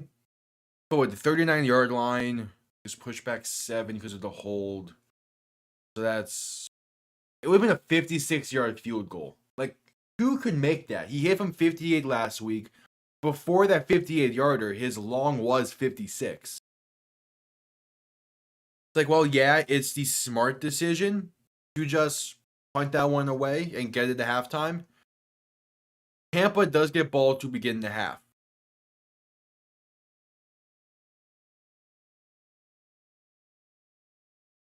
And like again, Koo 100% could have hit from there. 100% could have.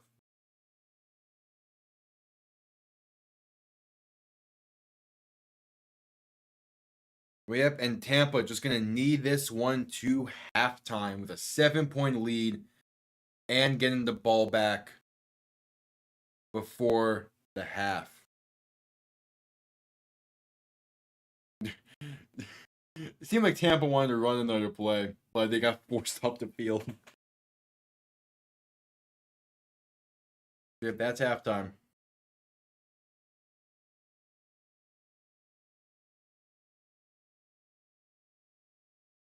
It would have been funny if Tampa ran one more play.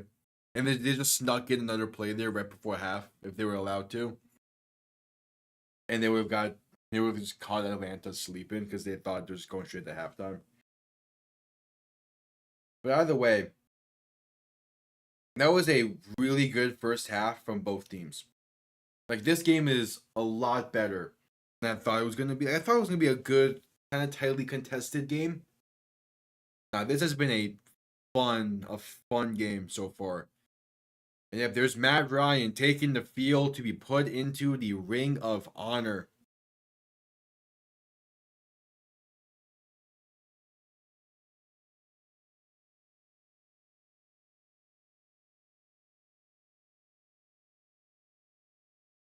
And this has been a really good game so far.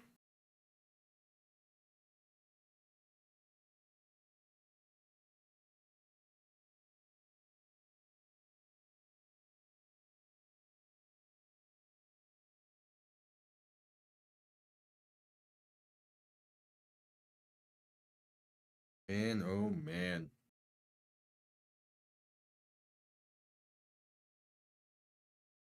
Again, Tampa getting ball to begin the second half.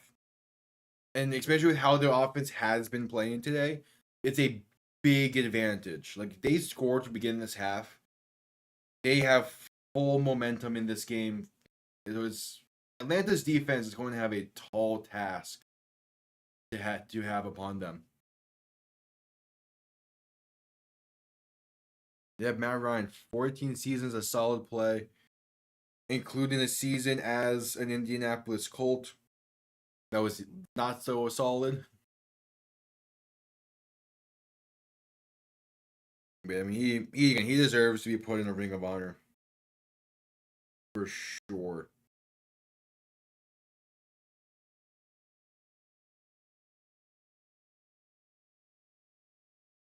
I mean, especially like that 2016 season alone was an incredible year.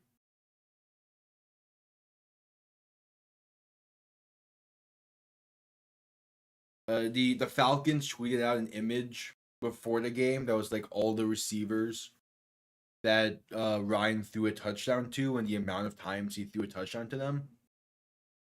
Obviously, number one is Julio Jones at 59, I believe it was.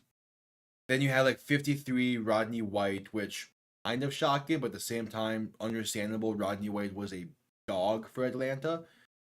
The more shocking one was who was number third, and that was Tony Gonzalez at like 30 plus. I did not expect Tony Gonzalez to have that many touchdown receptions by Matt Ryan, considering that he really only played with Matt Ryan for like the final 2-3 years of his career. Like, he wasn't in Atlanta for that long, but he was in there long enough to have a really solid Atlanta stint. You know, he was in Atlanta for 5 years, but I didn't expect that to be 5 years of Ben. I always thought it was a little less, but I guess I forgot how early he got to Atlanta had.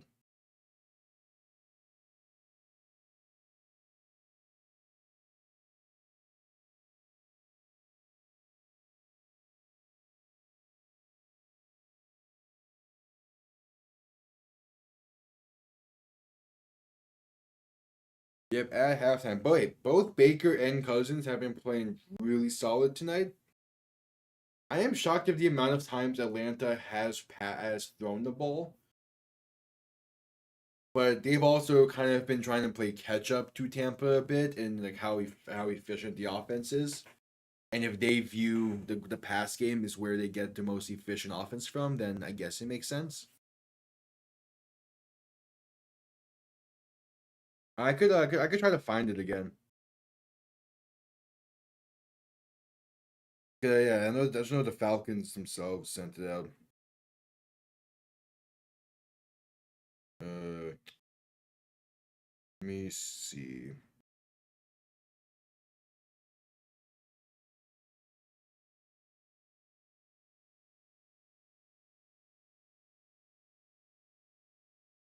Yeah, there it is.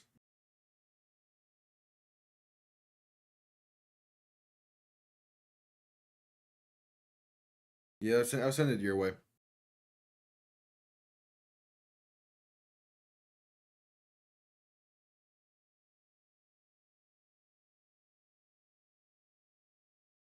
There you go. Sent it your way, Backlash. It's a nice graphic. You know, it also goes like based off jerseys as well from like that era.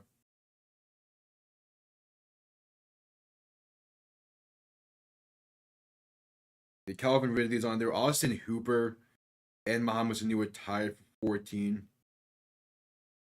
Aiden Hurst, Russell Gage. And they even went like obscure with some of these as well. I believe that's John Smith, number 85.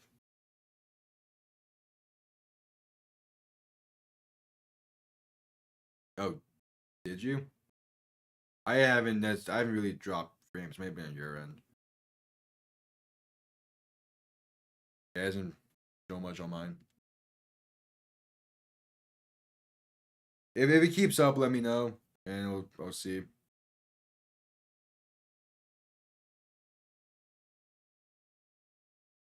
You know, who else on this list kind of like shocking to me? Anyone else I realize? Rio Patterson's on there.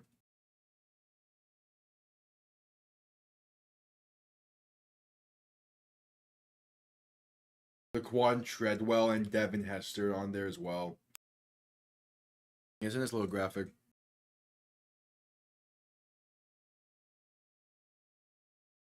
Like you don't realize exactly like how long someone played for until they retire, and then like, oh, they were like for a quarterback, for example. Like, oh well, Tom Brady threw a touchdown pass to Deion Branch, Randy Moss, and N'Keal Harry. Like, well, damn, like that should not be a connection.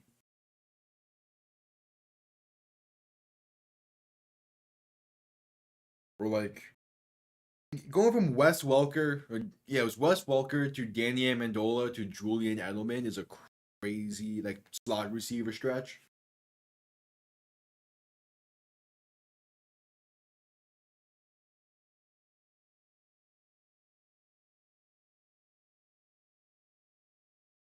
Yeah, next Thursday night, the San Francisco 49ers playing the Seattle Seahawks. That should be all. That should also be a pretty solid game.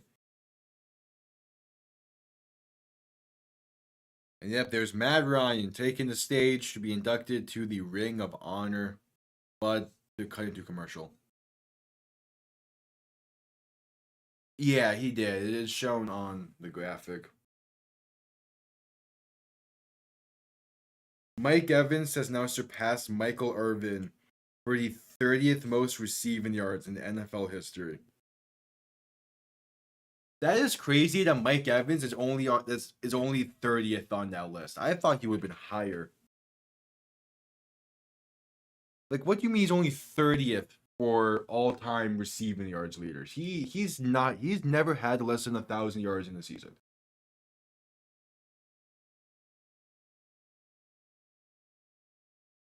And he's only 30th on the list. Like, jeez.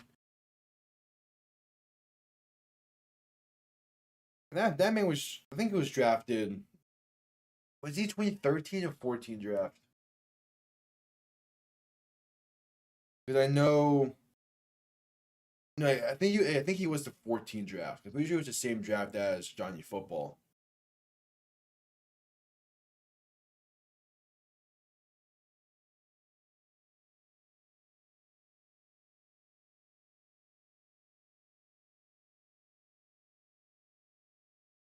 It is crazy to see Matt Ryan get inducted though, because like I 9th or 10th year player, yeah.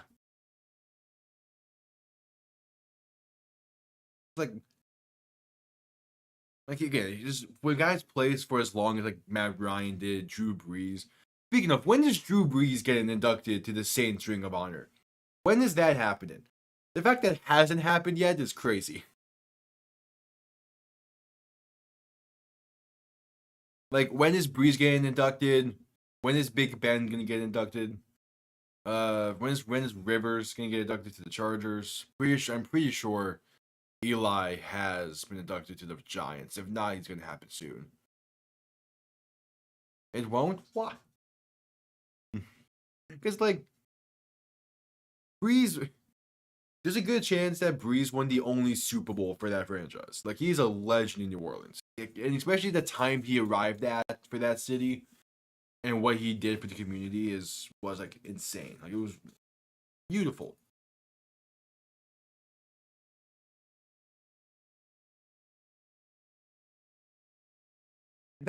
I mean, maybe the organization doesn't, but maybe the organization does it, but that fan base 100% respects Breeze more than most fan bases respect retired quarterbacks. Because again, like he did so much for that city.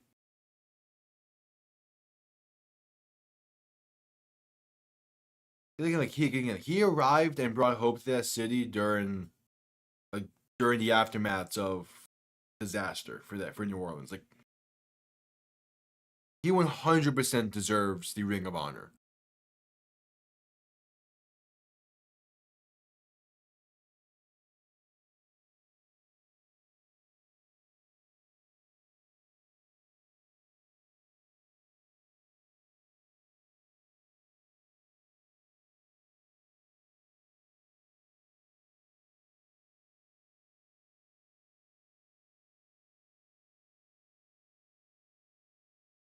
Hardy's commercial.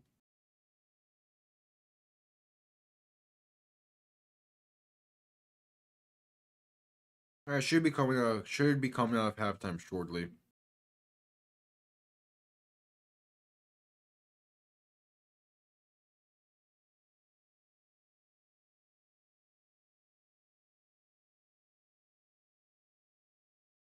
Yeah, again, like there are so many guys that go like I guess that's a similar question to like when it's all said and done, how is Carl Anthony Towns going to be remembered in Minnesota? Because I'm sure again, like that city loves him, but it's like the organization's a different question.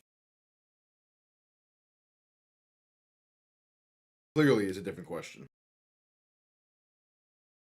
Jeez, when did the Mets go up by 2? Oh, in this inning, jeez.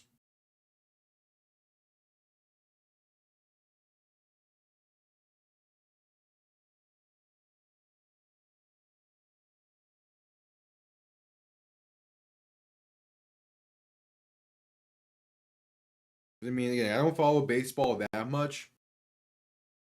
Maybe about 3 years or so. Yeah, probably. When it comes to like Ring of Honor shit, which is great. I mean, it's like Drew Brees is going to make the Hall of Fame.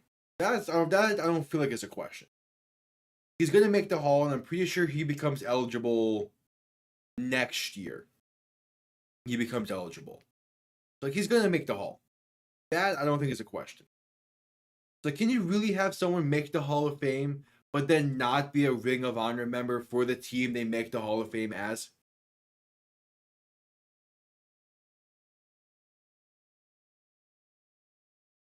I mean, yeah, I'm sure playoff baseball is electric. I mean, playoff hockey is what got me into hockey because of how electric that was. The issue though is like yeah, I got really into hockey because of playoff hockey, but I then also went to watch the regular season stuff at the beginning of the following year, and it kept me hooked and kept me interested. I don't see that happening with baseball because like for as fun and electric as playoff baseball is or probably is, from every source, from like every direction I look, gain information from regular season baseball with, there's not that same energy with it. It's always late season and playoffs is where the best baseball is, where apparently the most energy for baseball is.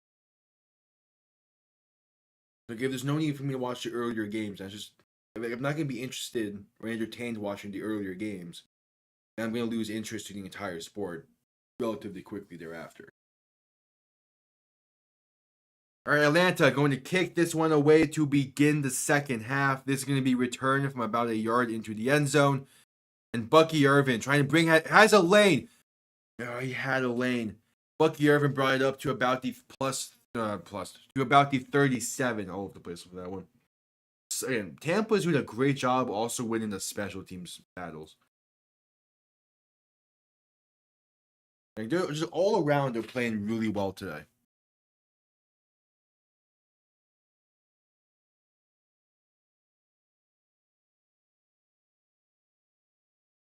So back to the whole baseball thing. It also doesn't help that I'm from an area where baseball is not really focused on.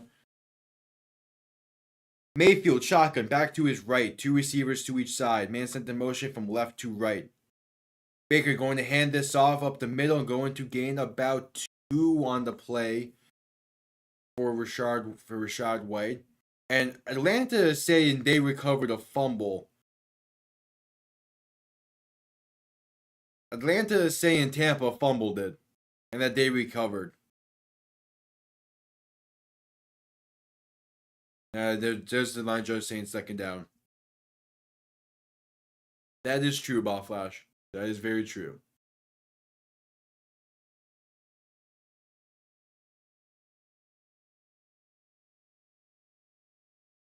No, he's down. Was he? That was a bad angle. Let's see. No, that is a fumble. Tampa did fumble it. At least from that angle, it seems. I need to see when his knee hit. Mayfield, shotgun, back to his right. 3 receivers to the right as well.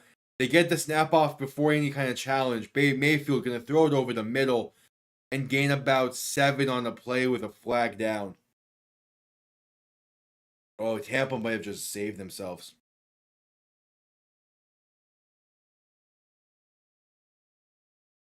Yeah, that was a fumble though. Now Holden called on Tampa. Going to push them back to make it a 2nd and 18. But they ran a play. That's the key thing. They ran a play before any kind of challenge, any kind of booth review. I don't know if the booth could then go back and review it after the penalty.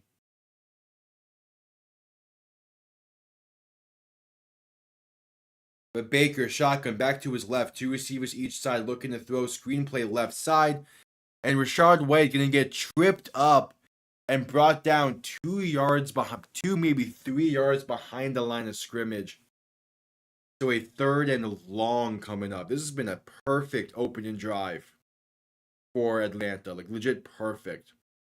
It was a bad snap, but Baker hangs on. And then, White just slips. So 3rd and 20. Yeah, I didn't think it was reviewable at that point, but I've seen weirder shit. All right, Mayfield, shotgun, back to his right. Looking to throw on 3rd and 20. Stepping up, breaks off 1 sack. Gonna roll out to his right, gonna take it himself now. Gets the edge and push out of bounds with a flag thrown. They're saying he stepped out of bounds, then was shoved. That's a late hit. And Atlanta just gave Tampa a 1st down. As Baker only ran it for about 5 or 6 on the play. Oh, come on. We're saying that's a late hit? He did it. No, they picked up the flag. Okay, good. That would have been embarrassing. That would have been embarrassing. Yeah, he gets hit at about the same time his foot steps out. Maybe even just before. If that was a penalty, that would have been embarrassing. The Mets won. Let's go. Again, I don't really care about the MLB, but it's funny seeing the Mets succeed. All right, yeah, Tampa on to punt this one away. Comes off clean. Going to be fair caught at the 20. So again, a fantastic opening defensive stand for Atlanta to begin this half. Now the offense has a chance to do something with it. You know, just the story of the Mets this season have been hilarious. We're at commercial break now.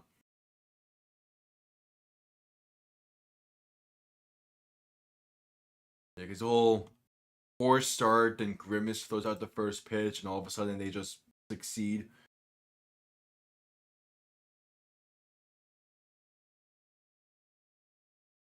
On which team are you asking for? Yeah, I knew they were down at 2 at one point. I didn't realize that the ninth inning went so well for them. But Godwin then, he's at 34 receiving. He's at 34 yards. Baker's done a pretty solid job of spreading the ball out today.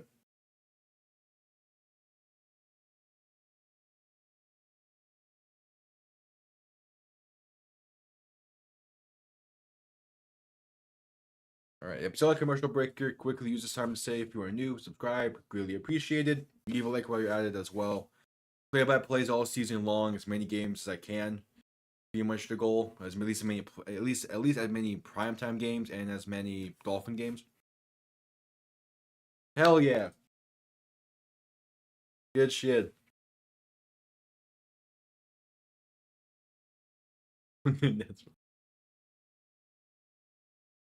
Yeah. I mean, again, like primarily South Florida sports fan, so don't have the most love for Boston and New York teams, but if you have a good story behind why your season is doing well, like the Mets have this season, which is a funny story, then yeah, I'm going to favor it a bit.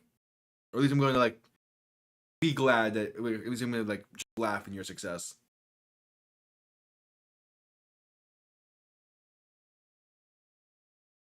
Because you know, like the whole story behind like Grimace rejuvenating the club, like the team, is hilarious.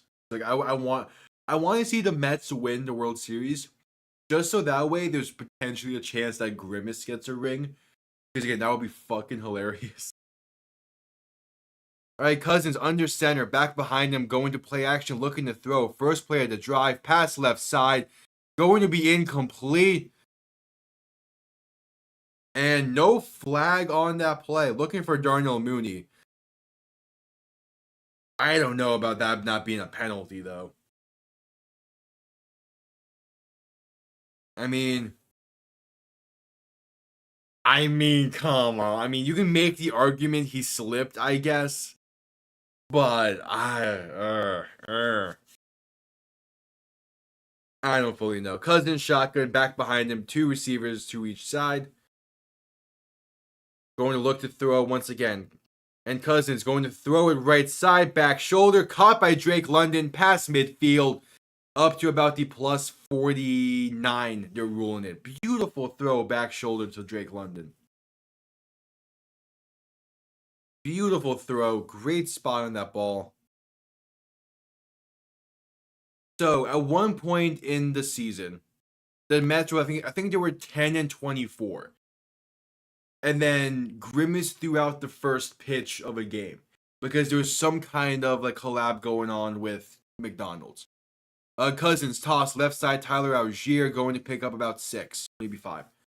So after he threw out the first pitch, the Mets go on a big win streak and completely and basically saved their season.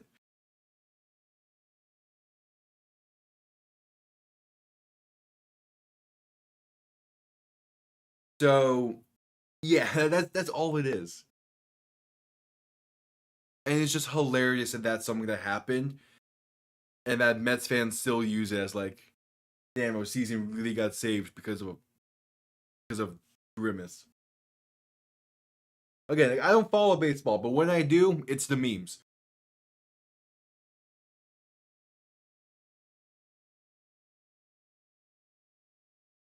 All right, Levante David slow to get up, going to be walking off to the sideline now. Oh, yeah, he got. Is that really not called a chop block? He got a helmet to the shin. Dude, is that really not called a chop block?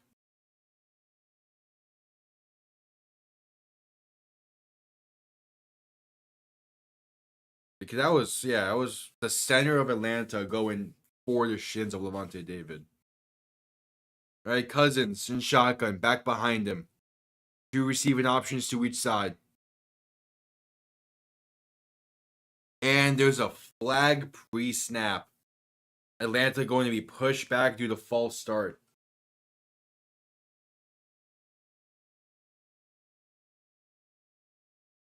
No. I mean, it would not have been a hip drop for sure, but yeah, Levante's he's in pain a little bit. He's laying down on the sideline getting checked up on. Cousins shotgun back behind him. Two receiving options each side. 2nd and 10. Shifting the receivers on the right to be more outside. Cousins looking to throw. Has time throwing right side. Double coverage and dropped. Well, a dropped interception. Man, that should have been picked off. The corner ran the route for the receiver, basically. Just couldn't hang on.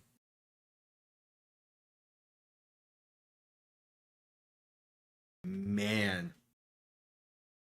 3rd and 10. Cousins shotgun back to his left. 3 receivers to the right. Looking to throw. Stepping to the right. Going to throw it short underneath. Caught by Kyle Pitts. But not enough for the first. 4th and 3 coming up. So gain of 7 on the play. And Atlanta, go and hurry up. Going to go for it here on 4th. Cousins shotgun back to his left. 2 receivers each side. 4th and 3. Cousins looking to throw. Going to throw it left side. Has a man open. Caught past the 30. Darnell Mooney trying to dance. Make people miss. Unable to, though. Just steps out of bounds at the 28. Under 10 minutes to play. Atlanta looking to tie it. Was that reported? I mean, I wouldn't blame Crosby. He's put a lot of effort into that team, and they just have not rewarded him with success.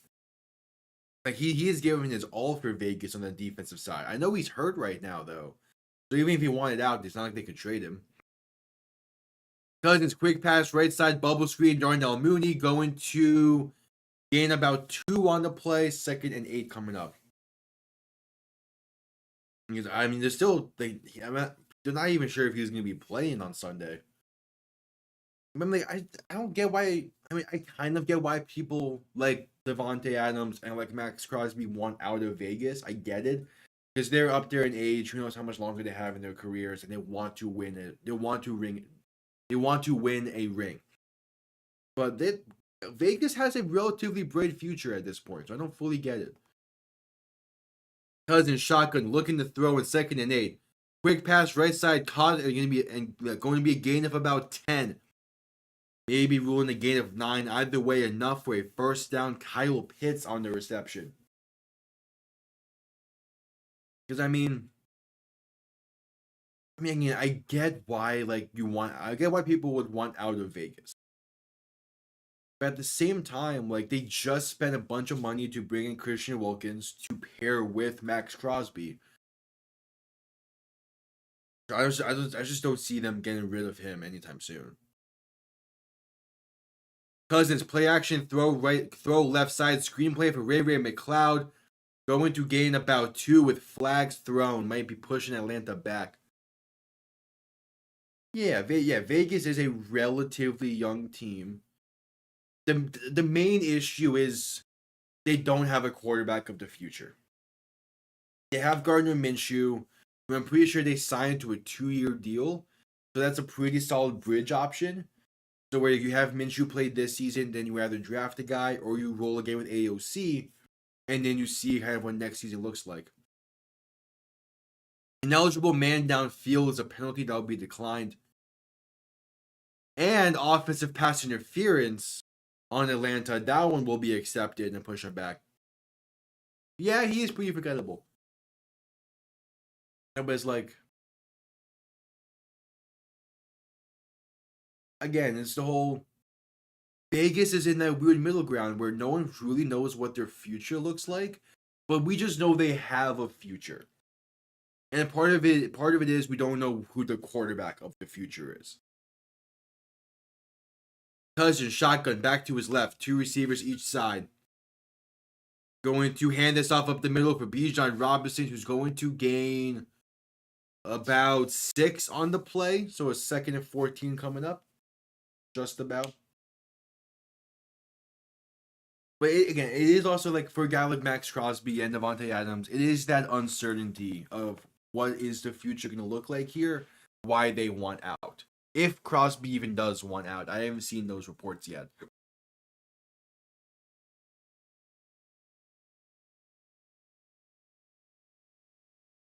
All right, 2nd and 14. Cousins shotgun back to his right. Going to look to throw. Pocket collapsing and going to be brought down and sacked at the 30-yard line. Oh man, Atlanta's front is not playing well. Yeah, and like that's why even with them getting Gardner Minshew, I want them to turn things over to AOC by the end of the year. Because he has the potential to be a really solid quarterback. The issue is he's not really being given a shot. And I guess now the idea is that he's learning under Gardner Minshew. So that's something. Cousins looking to throw on 3rd and 22. Passing it right side and incomplete. Looking for Darnell Mooney. Even if it was caught, would have been 2 yards shy. So with 6.5 to play in the third, the field goal unit might be seeing the field. The exact time before the fourth quarter is 6 minutes and 26 seconds. I don't think it has been official yet. I think it's probably just a rumor going around that he might want out. All right, Young Hoku on for the 48-yard try. He missed from here earlier in the day. This one from the right hash. Snap good, kick good. Snap good, hold good, kick up and good. So the Falcons make it a 4-point game with now 6:21 to go in the third.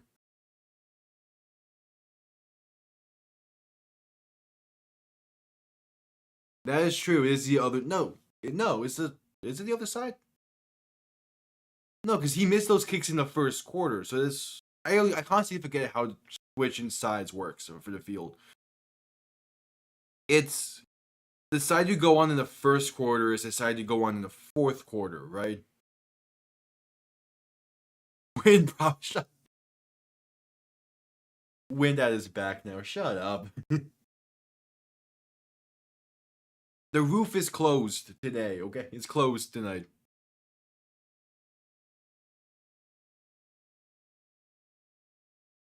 I forget how. Yeah, is it where like is it like the second and third you go same side or? Oh yeah, the AC is blowing in a certain direction to simulate the wind. You're correct. Okay, let's say there is a crack. Where the roof is directly above. It's directly above midfield. It's not like the roof is like how it works in Dallas or Indiana or in Indianapolis, but they also have the windows on the sides on the north on whichever side on the end zone sides that also open.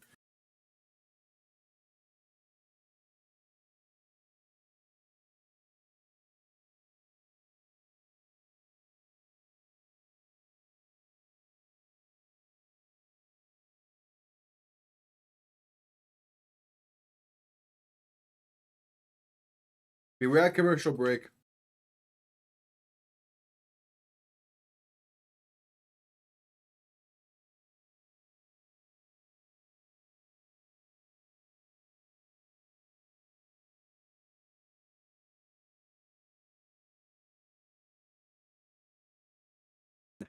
Though, yeah. It's not like this being played in Raymond James, where in that stadium, not only do you have the wind to worry about, you have cannons to worry about. I went to the Dolphins Buccaneers preseason game this year, and I sat damn near right in front of that pirate ship. Man, it was louder than I thought it was. And we got Ludacris in the stadium tonight. All right, kickoff underway. This going to be down in the end zone for a touchback. Tampa will begin from the 30. Yeah, I mean, it's great that they have those, but not the best for the ears.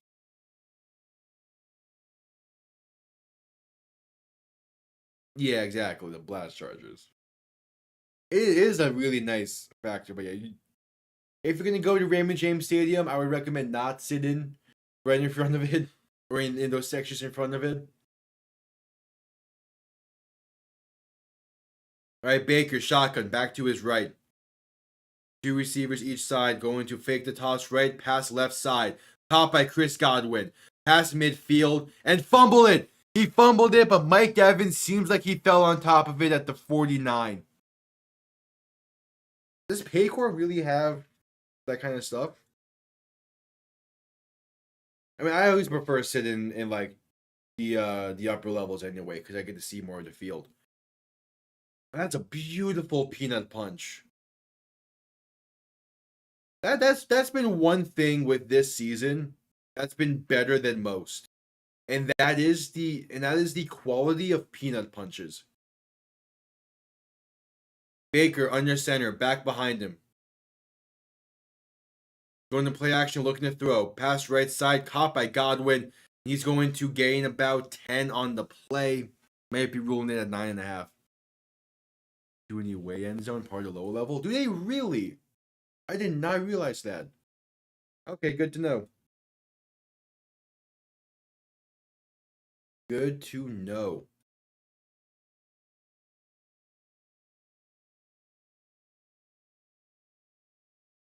All right. 1st and 10 from the 39. Baker under center, back behind him. 3 receiving options to the left. Going to hand this off up the middle for Bucky Irvin. And he might have fought forward for a yard, but I think they're ruling him at the line of scrimmage. So 2nd and 10 coming up.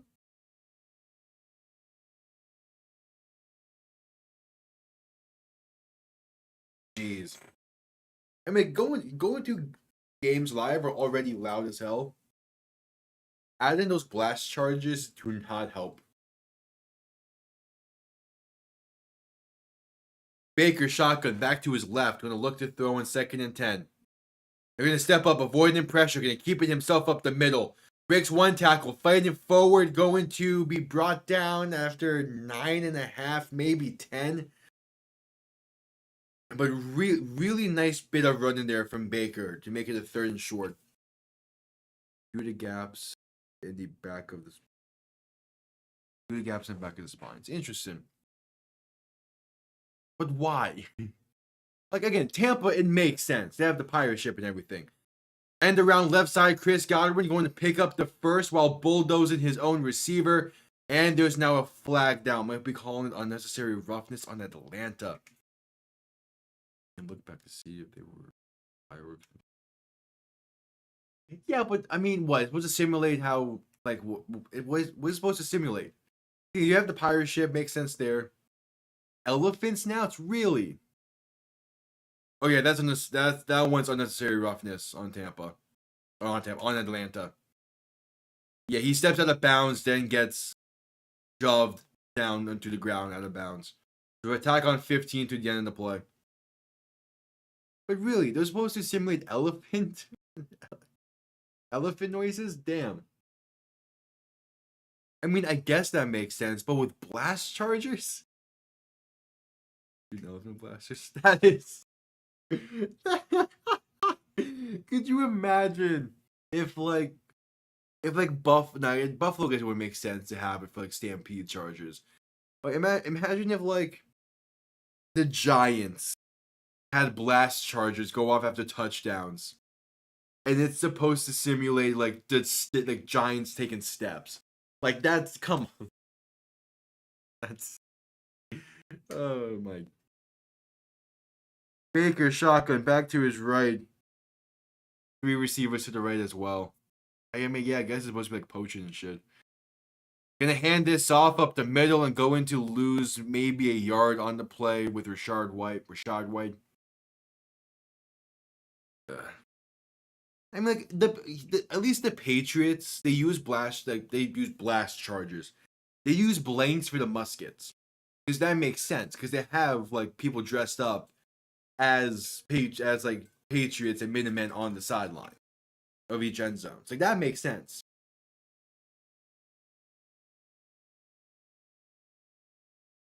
Baker alone in shotgun, 3 receivers to the right, 2 to the left. 2nd and 10, ball on about the 15. Looking to throw, quick pass over the middle, going to be caught by Cade Otton for about 6, maybe 7 on the play. A 3rd and short coming up. Yeah. That's if they're supposed to simulate those like elephant guns that like the poachers use and shit, why? Because that makes even less sense. Because that means like, oh, we're gonna simulate the sound of jungle animals dying.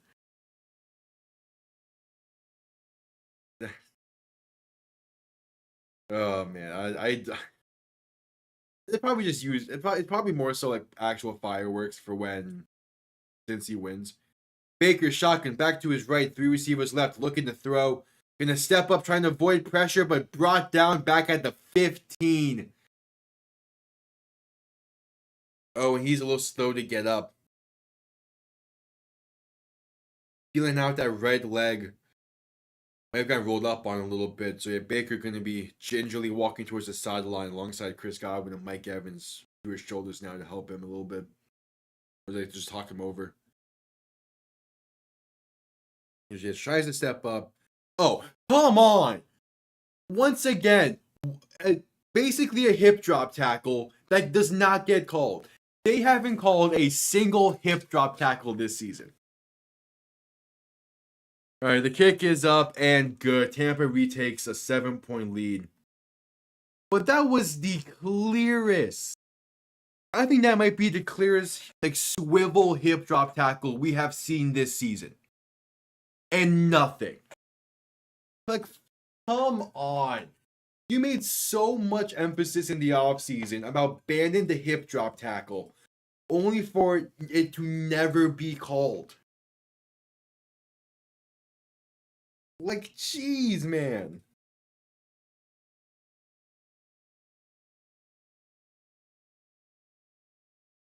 Like, what's the point of putting all that emphasis on it if you're just not gonna actually do shit about it? I believe I'm not fully sure.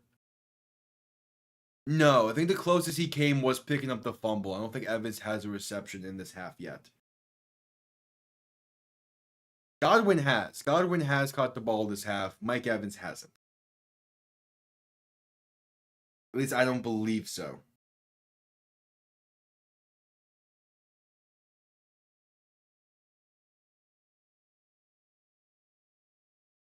And I think but I do think he did technically gain yards because of picking up the Godwin fumble.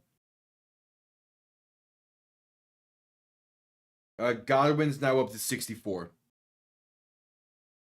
Yeah, he's now up to 64 yards.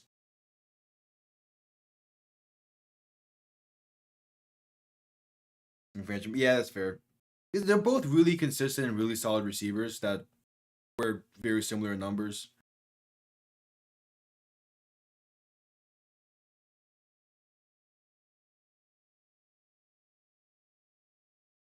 Yeah, commercial break here in this one.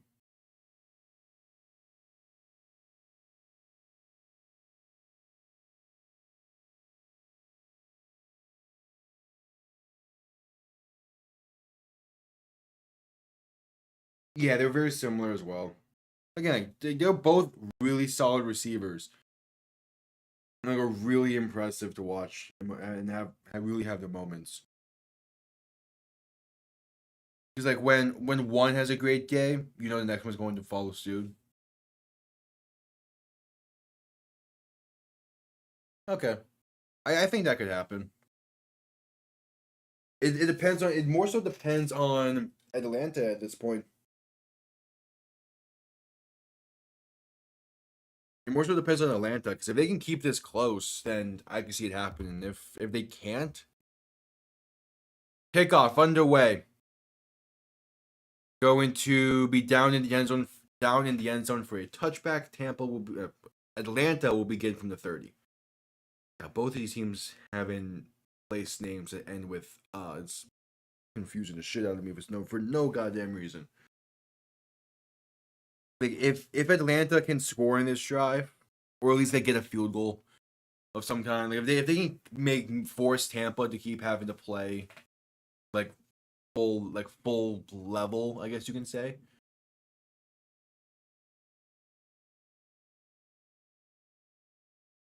But this is a big drive for Atlanta. Cousins shotgun back behind him. Two receivers each side. Mooney sent in motion. Cousins looking to throw, gonna dump off Mooney left side for a screen. I guess a kind of screenplay, but it just goes nowhere. Might have gained a yard on the play. That's a tall ass. Bijan to get a tutty. He's been kind of silent today. Jeez, stop moving. Yeah, Bijan has been kind of silent today, so we'll see if he's able to get that done. All right, Cousins shotgun back to his right, two receiving options to each side. After the gain of two, Cousins looking to throw. Pump faking a throw it over the middle and knocked away, incomplete. Looking for Ray McLeod. 3rd and 8 coming up. 40 seconds left in this quarter. I'm curious, does Ray McLeod have more targets than Kyle Pitts? No, he only has 4 targets. Okay. Lucky. Yeah, like if they get to a inside the 5, they're most likely to have Algier because he's more of a power guy. And then like if they're in a spot where they're gonna pass it, who knows if it's gonna go to Robinson. Cousins shotgun back to his left, 3 receivers right, looking to throw in 3rd and 8. Has time, pass over the middle, caught by Ray McLeod. Pass midfield down to about the plus 46. Ray McLeod making plays. That is Ray McLeod is such a random receiver to be having really solid days for Atlanta. Because like he was not doing much for Kansas City. Cousins shotgun back behind him, 3 receivers to the right, 1st and 10, final play before the 4th quarter. Handoff, left side Robinson, makes a man miss, has room to run, down to 25, inside the 20, brought down at about the 17. And that's the end of the 3rd quarter. The Falcons in the red zone looking to tie this game. And Bijan Robinson, man, he is a fun player to watch when he's able to get going. I don't know how I've mismanaged this, but I'm almost out of my my water. Oh well. All right, commercial break here from Atlanta. I will be right back.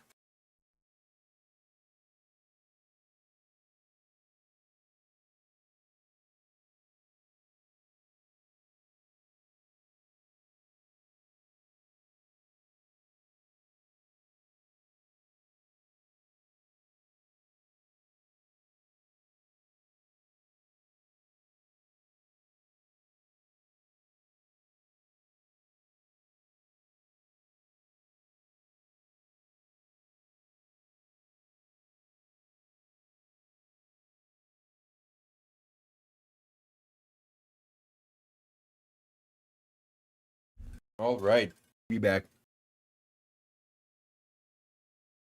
Reds hired a new manager. Interesting. Not yet. I don't. But I don't fully care about making money at the moment. I'm just here having fun, trying to build this.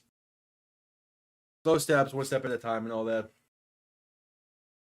Yeah, don't make stuff yet. Don't make money yet.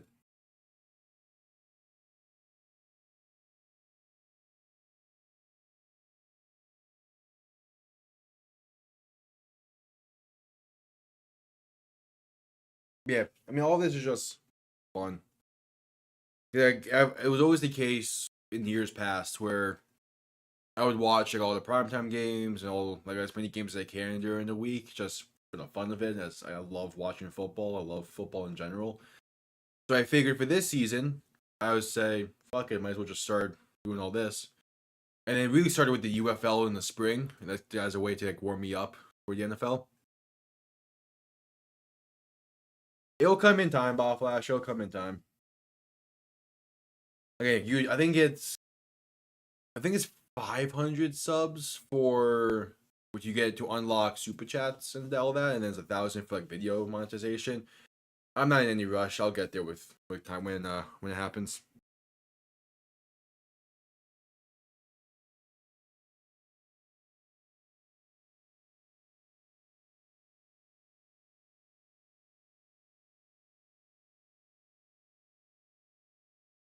Just coming back from commercial break.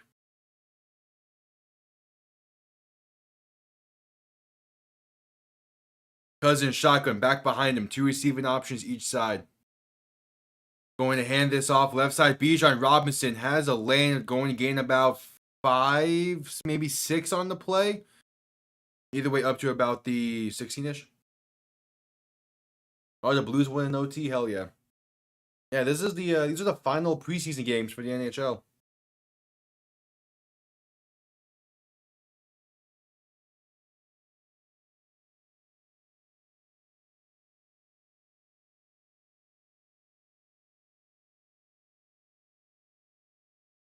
All right, Cousin shotgun back behind him. 3 receivers to the right. 2nd and 4.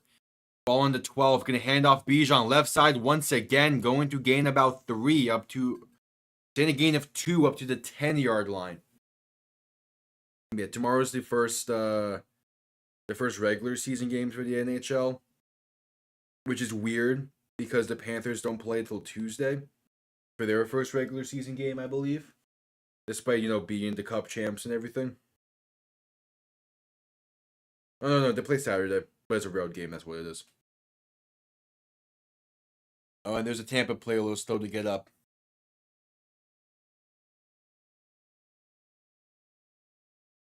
Yeah, we used the thing with your situation, Bob Flash, because I recommend anyone getting into hockey. It is a lot of fun to watch if you love the intensity of like the 2010s NFL, where like was like the big hits and all that. Hockey has that. Like, it has the intensity and it has like the fast paced action of the NBA with the hidden and the kind of like hard hitting nature of the NFL. Is a great mix. I love it. I highly recommend just to watch at least a game. The thing is, for like Belfast Fear situation was like the main team would be like the Blues. That they're not going to be that great of a team is what the expectation is surrounding them. And like just much like the MLB, the best hockey to watch is playoff hockey. But really, you find like you find a physical team in a regular season, it will provide that same energy. Cousin shotgun back behind him with 3rd and 2. Gonna hand this off right side. Tyler Algier and Met behind the line. Gonna lose about 2, maybe 3 on the play. So like again, like tomorrow is the first slate for the NHL. Let's see who all is playing. Is there anything I can recommend? Atlanta going for it. Cousin shotgun back to his right, looking to throw. Pass left side. Going to be caught, breaking the tackle. Darnell Mooney, the 5 touchdown Atlanta. Man, oh man, the Falcons now an extra point away from tying this game.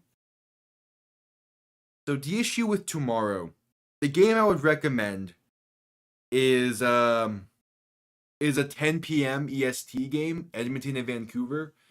two playoff teams from last year, two really good teams from last year. That's going to be a really nice game to watch. The other one would probably be Tampa and Carolina. That's at 7 p.m. EST, but I don't think that's on any like big time stations. At least with Edmonton, Vancouver, that's on NHL Network. Extra point is up and good. The Falcons have tied this one. And they gave Bijan 2 chances in the red zone to get in. But now with this game tied, Tampa needs to make a move on offense again. Yes, like I'm definitely gonna try my best to watch as much, have some hockey on in the background tomorrow. The issue is just like the stations that it's on.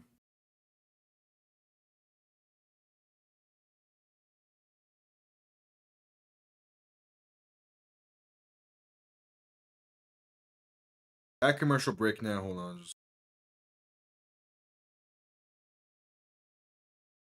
See, when's the first NHL games on like ESPN? Probably won't be till like Monday. But at least that's like an easy game, easy-ish game to watch.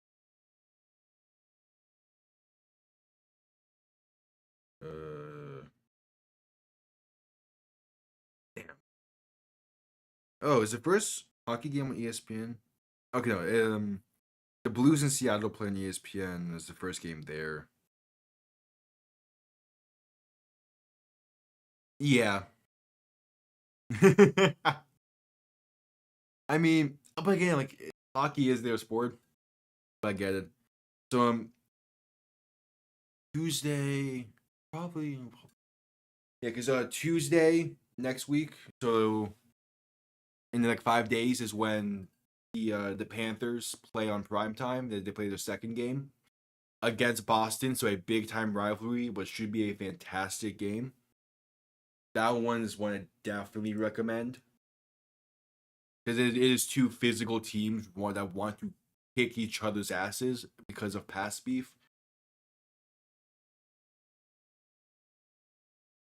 But yeah, like, I'm just ready for hockey, man. Especially with the Dolphins not doing the greatest. Like, I'm ready to see the Panthers have a great season again.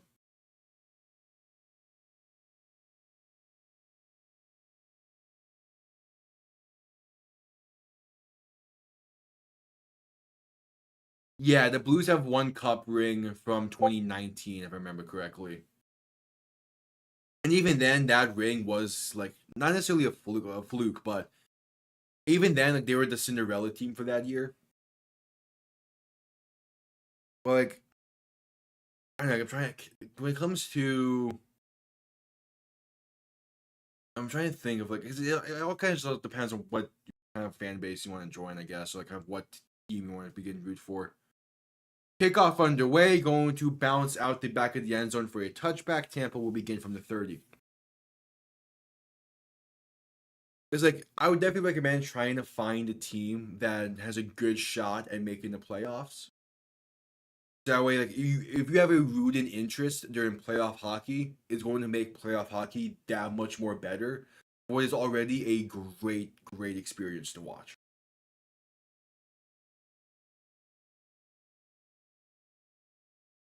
Baker shotgun back to his right, 2 receiving options each side, looking to throw. Pass to Mike Evans is caught for about 13, maybe 12, enough for a first down. St. Louis Sports, they go for the Blues. I mean, they're going to be competitive the majority of the season. Like, I feel like that they're going to be in the hunt come come like May, like come April and all that. Like, if they're going to be in the hunt, I just don't know if they'll actually get in, or how long they'll be in the hunt for. Baker under center, back behind him. 3 receiving options to the right. One of them sent in motion to the left. Going to play action, looking to throw. Has time to stepping up. Plenty of space to run down the right side. First down and more. Past the 40, out of bounds at the plus 39. They're ruling it. Like you're also not that far from like you're not that far from Texas, right? Because the Stars are another fantastic team. that is a physical team that is a lot of fun to watch. Like, if anything, to have them as like a secondary option. Like, at least then, like you have, like, at least then you guaranteed to have a team that's like going to be in the playoffs. Baker handoff up the middle for Rashad White, going to gain a yard, maybe 2 on the play. I think they're ruling it a yard. I'm saying, wait, the first game is tomorrow at 1 o'clock, and that is perfect. I get done with everything I do on Fridays around that time.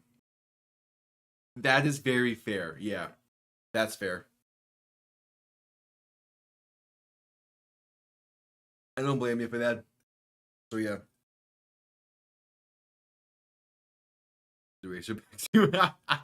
Yeah, that's fair. Baker looking to throw in 2nd and 9, pass right side, incomplete. Too far outside, 3rd and 9 coming up, looking for Kate Auden. Yeah, the Jones family, yeah, I get that. Not the greatest. Yeah, if you join the VCs, beginning probably on Monday past, like I'll be probably showing some. I'll probably be watching hockey during most VCs now.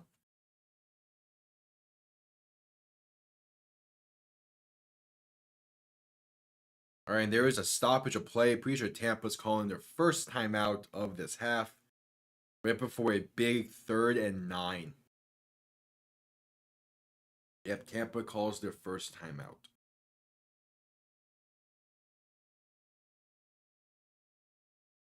Because yeah, like, now that both hockey and basketball are starting up, it's gonna be so much easier to find things to have on in the background. Because I've been struggling the past like week or so to find something to have on in the background while I'm doing stuff for the channel, doing stuff just that like work that I need to do and get done. Like now that those are coming back on, I'm just gonna be able to put a basketball game, a hockey game on in the background, and just finally have like something that's actually worthwhile.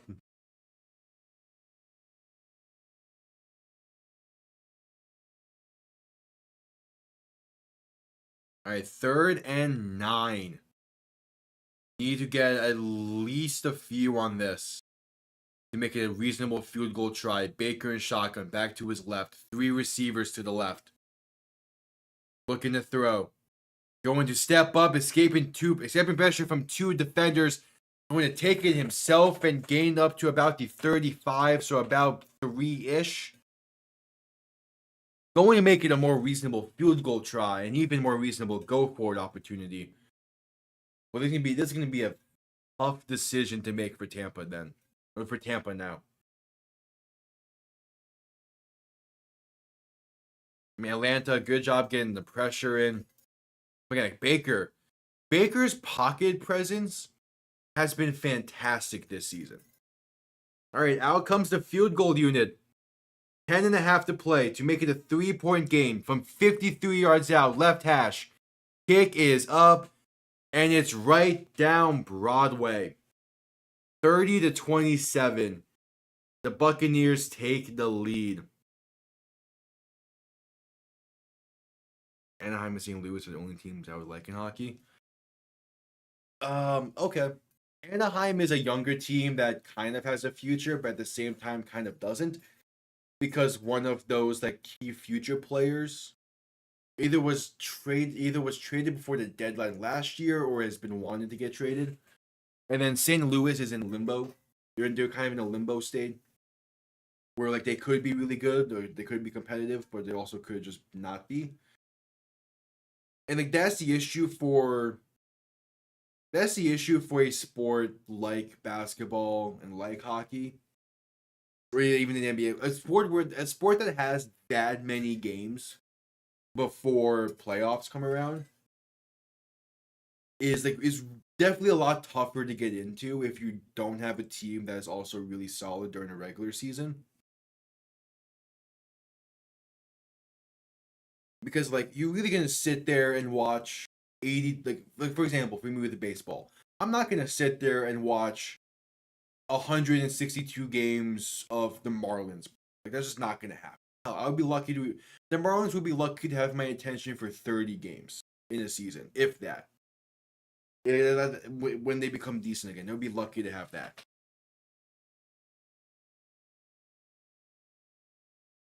The orange? No, they don't. I don't think they ever did.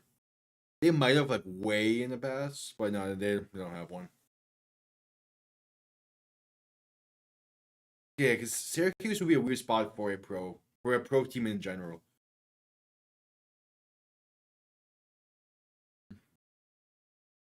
Like that's one reason why like football is so interesting. Is because there's less games, so each game just matters more.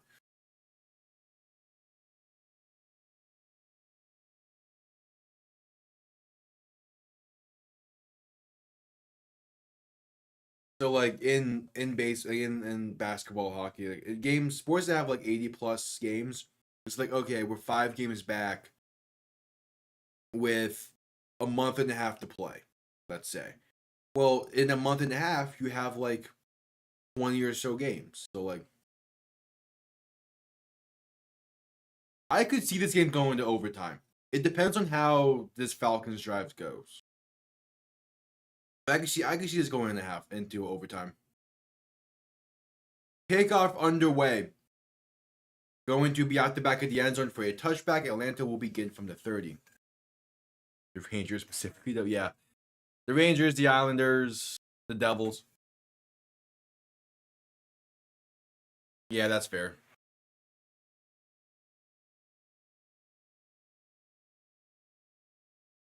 Yeah, but it's like, I mean, I would if we were talking hockey like 5-ish years ago.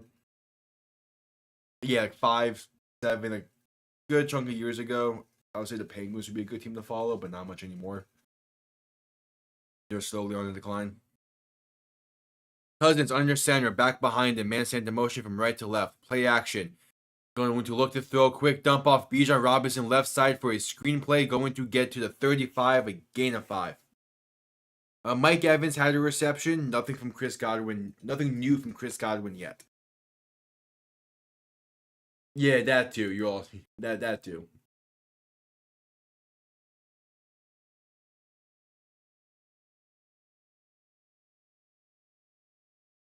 You know, yeah, the spots of where hockey teams are both interesting and also kind of fun. Cousins shotgun back behind him, handoff left side Robinson going to gain maybe a yard on the play, but a big third down coming up with 9.5 to play. But in general, like yeah, it's good to have a team come playoff time, but for the regular season, if you want to get into hockey for this first year, just watch a good chunk of games. Like any game that's on like ESPN or TNT, just watch them. Just to get a feel for it, because most of the times the games on those networks are going to be really good games. As there's a Tampa player down at the moment. I believe Godwin still is at 64. Let me double check. Oh yeah, 64 still.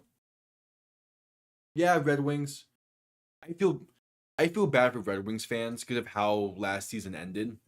Like they would have so it was between the Red Wings, the Capitals, and one other team, if I remember correctly, for the final playoff spot in the Eastern Conference. And the Red Wings did their job. They won the final game they needed to win. But it was the Flyers, if I remember correctly. It might have been someone else. But the team they needed to lose didn't realize the Red Wings won because the team that they needed to lose also needed the Red Wings to lose. So they didn't realize that, and they actually tried hard and ended up, I think, either sending the game to overtime or winning. So thus the Red Wings got eliminated, and the Capitals got in instead. Now, Mike Evans is the one who caught the ball. So Evans got that extra reception you needed that you said, and then Godwin hasn't done anything yet. Yeah, Detroit does typically struggle in playoffs, but that's a good thing why it is a series. So you'll still have 4 pretty solid games at the minimum. So I also know there's something was I believe it is Philly, the Flyers who are in the West for some reason. I know Chicago's in the Western Conference in the NHL. You know what? You think the conferences in the NBA and the divisions in the NFL don't make sense? Take a look at the conferences for the NHL. That shit is backwards half the time.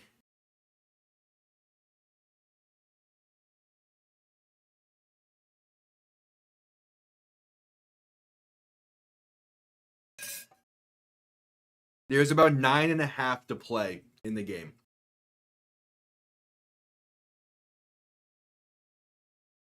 Yeah, we're nearing the end in this one.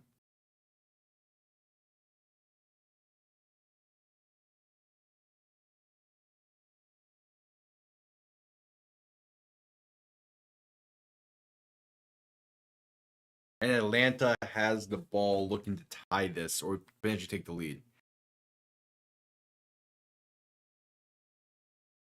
Third and 4, 9.5 to play. Cousins, shotgun, back to his right. 2 receiving options each side. Cousins looking to throw. Pressure coming quick. Pass over the middle. Incomplete with a flag down. Going to call DPI on Levante David. Man, that's a tough one to call. We'll see. I mean, let's see the replay before.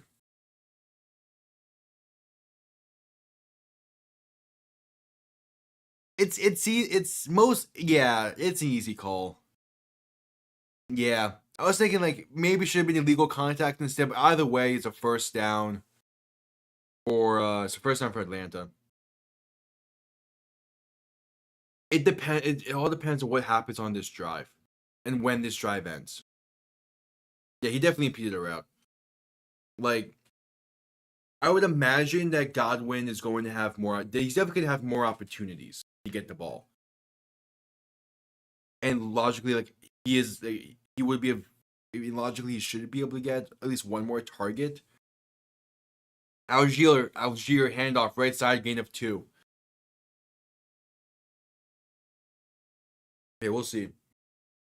Because like, if Tampa stops Atlanta here, no matter like how much time was remaining, they're going to become more of a run heavy team just to kill the clock. So because of that, you kind of are hoping for at least a field goal from Atlanta if you want Godwin to have a good shot. Cousins shotgun back behind him. 2nd and 8. Cousins looking to throw. Has time. Pass over the middle. Caught Drake London down to the 40. Yeah, I think he could get those 3 more yards. It all just depends on what Atlanta does. Because the game, like the plan of attack is going to change for Tampa depending on if Atlanta gets a field goal, gets a touchdown, or gets stopped for no points. Algier handoff left side going to go nowhere. Back to the line of scrimmage with a flag down. Because if Atlanta gets a touchdown, then Tampa's going to play more aggressive to try to get a touchdown of their own to retake the lead. If Atlanta gets a field goal, then Tampa can play a little bit more conservative while still taking some shots down the field, since they would only need to get to roughly the 35-yard line. And then if Atlanta doesn't get any points here, then they're just going to probably run the ball in times and call it there. 8 minutes to play, 1st and 20. Cousins shotgun back to his left. 2 receivers each side. Cousins quick pass left side, going to be caught by McLeod for a screenplay and going to gain about 4.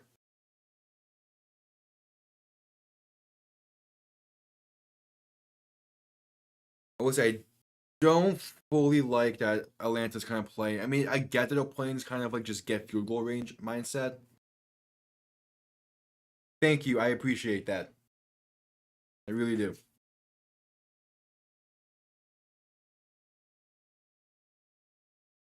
All right, Cousins, shotgun, back to his left. 3 receivers to the right, looking to throw. Gonna step up, pass, dump off right side to Kyle Pitts, breaks 1 tackle, gets inside the 40, and brought down at the plus 40, no, plus 36 to rule in it. So needing 6 yards for a first down to keep the drive alive. But they are roughly in field goal range. So they could tie this one up.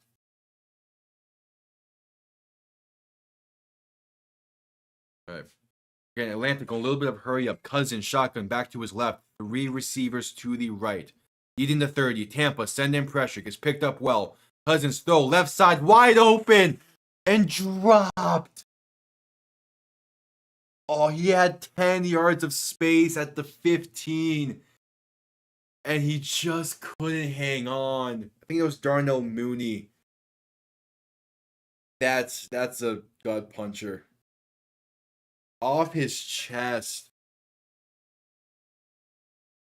Oh, Mooney had so much space. He cooked him on that route. Oh my. That's a touchdown. Because the corner even slipped. That probably would have been a touchdown. All right, 4th and 6. Out comes the field goal unit. 54-yard try from the left hash.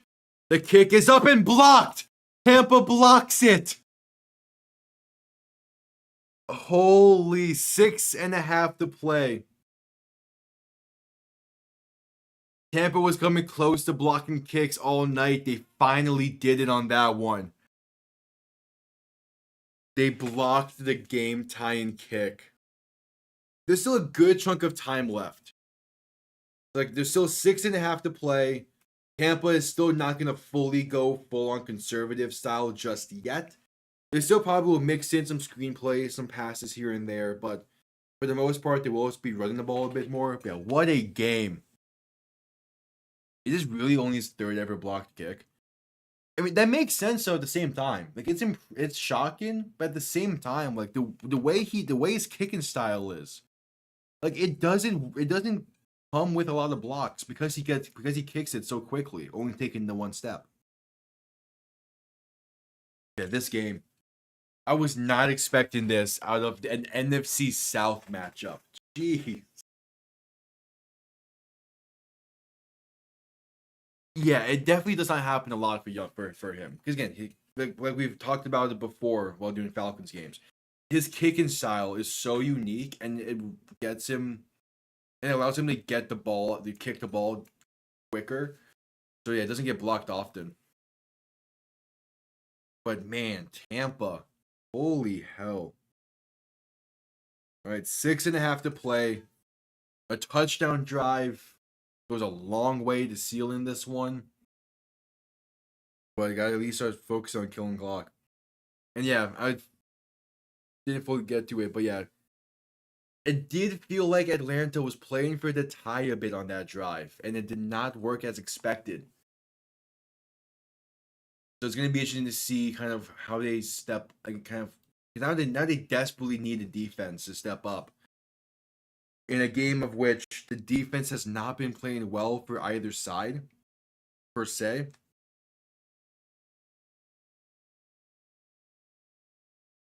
But man, yeah, 3.5 point dropback compared to a typical 5-7. Definitely a lot harder to defend. But like it's crazy. It's crazy that he has that quicker, that shorter of a drop back. But at the same time, like he gets the same, if not more, power than some kickers do on the kicks. Yeah, next week, Seattle and San Francisco is the Sunday night game, and it all goes that Darnell Mooney drop. That's a heartbreaker, man. Like that was a fan. Yeah, he's gonna be kicking himself over that one all the rest of the night, even if they win. Mayfield, shotgun, back to his right. 2 receiving options each side. Play action looking to throw. Quick pass, right side, batted away at the line of scrimmage. Incomplete. And so Tampa is still going to be playing that kind of aggressive style. I like it because, again, a touchdown, go up by 10, does a lot to seal this one.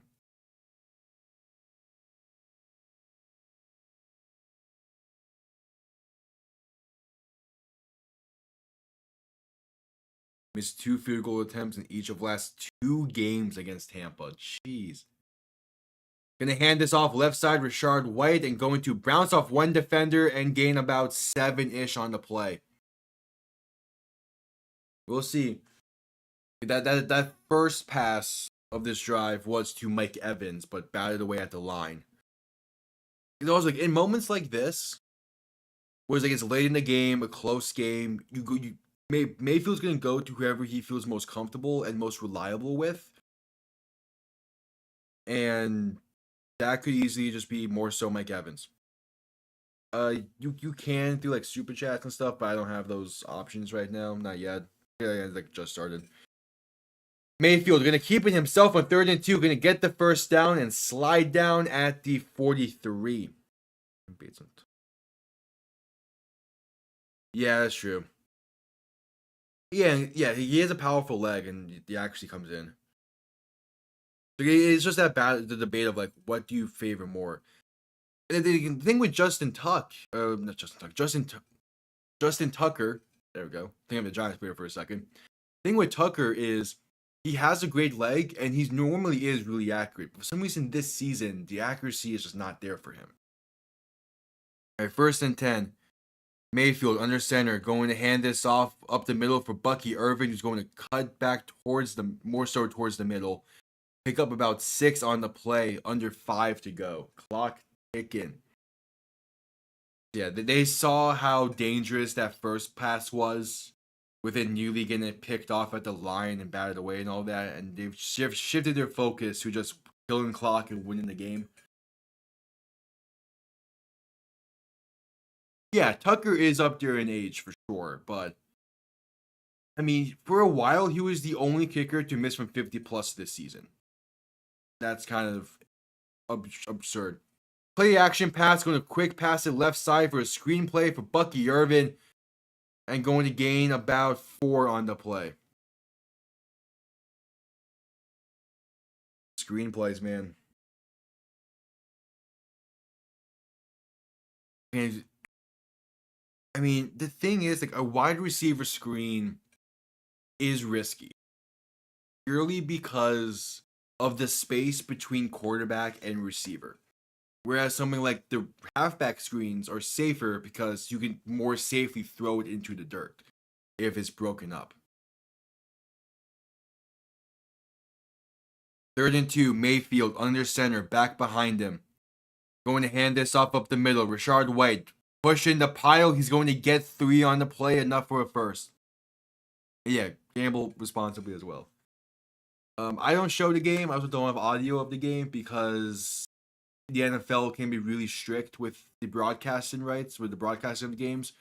They get paid a lot of money to make sure the games are broadcasted basically only on those stations as opposed to broadcast them. So I don't want to risk any of that.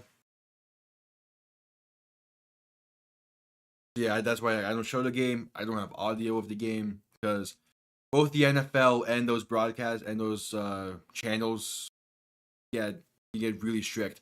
Handoff left side, Bucky Irvin, and he fumbled. He fumbled and Atlanta recovers with 2:48 to play. Atlanta's defense making a big time stand late. Oh yeah, Bucky Irvin is upset at himself.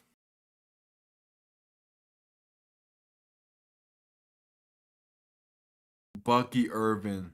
Oh man. 2:48 to play. Jesse Bates peanut punches it out. Oh, that's beautiful peanut punch. And Atlanta has a shot. Jesse Bates. Big time players make big time plays in big time moments. And Jesse Bates just did it again. Cousins, shotgun, back behind him, 3 receivers to the left, one of them in motion to the right. Gonna hand off Tyler Algier and stuffed, stonewalled for a loss of 2. 2:40 to play.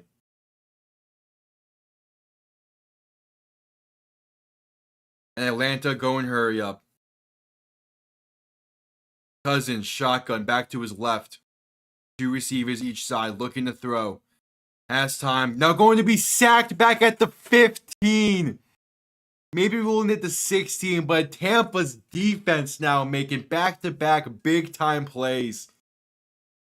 And this may run to the 2-minute warning. A 2-yard tackle for loss. And then a 8-ish yard sack. Cousins looking to throw. Final play before the 2-minute warning. Just going to dump it off right side for Tyler Algier. Trying to make people miss. Unable to. Only gains 3 on the play. And that brings us to the 2-minute warning with 1:52 to play. And the Falcons most likely just going to punt this one away as they have all 3 timeouts. Man, oh man, what a finish this is going to be. And this Baker on the sideline just talking it up with Bucky Irvin to make sure that, hey, all's good. The defense is stepping up. Don't stress yourself over it. And there's no way Atlanta keeps the offense on the field. Hey, Ball Flash, you want to know what to say about that? Prime time Kirk Cousins.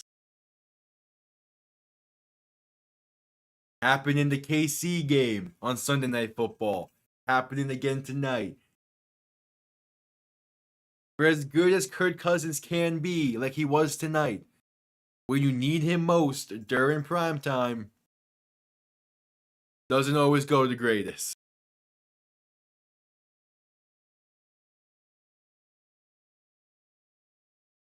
And this has been a great battle between Cousins and Mayfield. And again, if Atlanta really goes for a 4th and 15 backed up in their own territory, that is the dumbest decision I've ever seen. Like, you do not, I mean, I guess you can go for it. Because if you make a stop on defense, then like you force a 3 and out, then on defense, you're only down by 6. But I don't like this. Offense staying on the field for a 4th and 15. Cousins in shotgun, back to his right. 3 receivers to the left. Mooney alone to his right. Cousins looking to throw.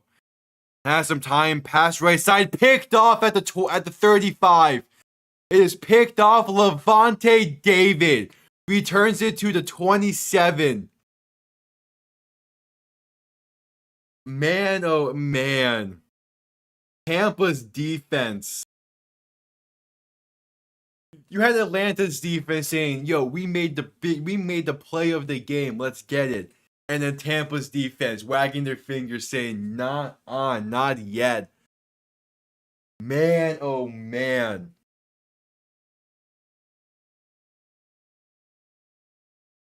Man in his lap. Basically right to Levante David. Mayfield under center, back behind him.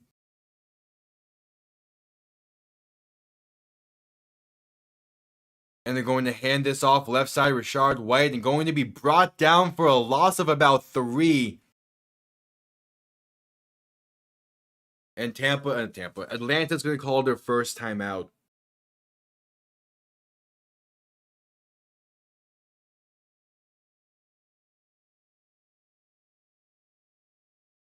All right, should be back.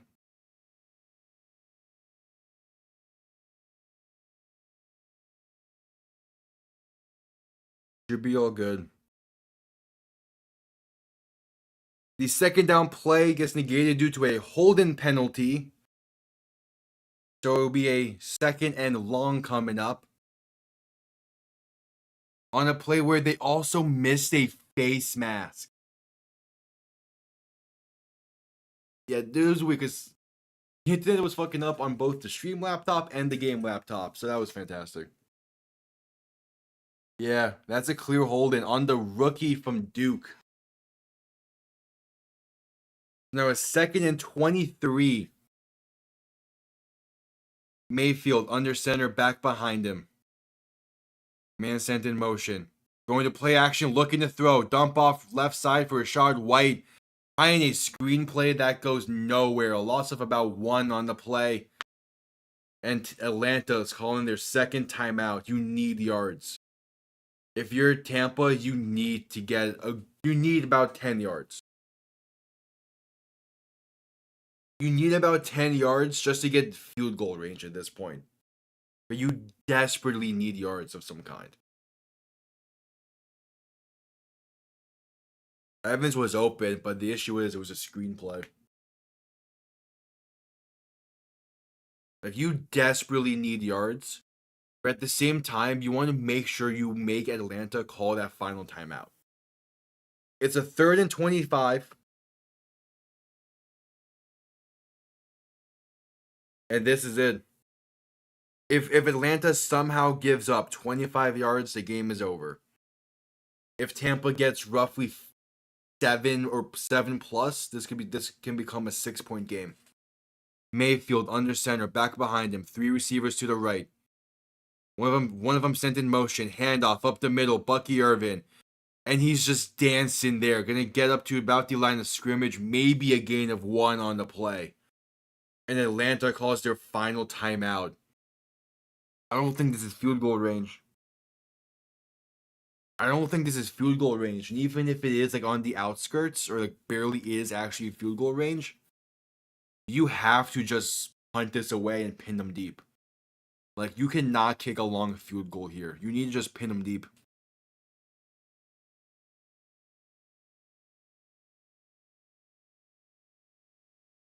Like, this is a... Ooh, yeah, you just have to pin them deep. Much like that KC game, Cousins is going to have about a minute 15.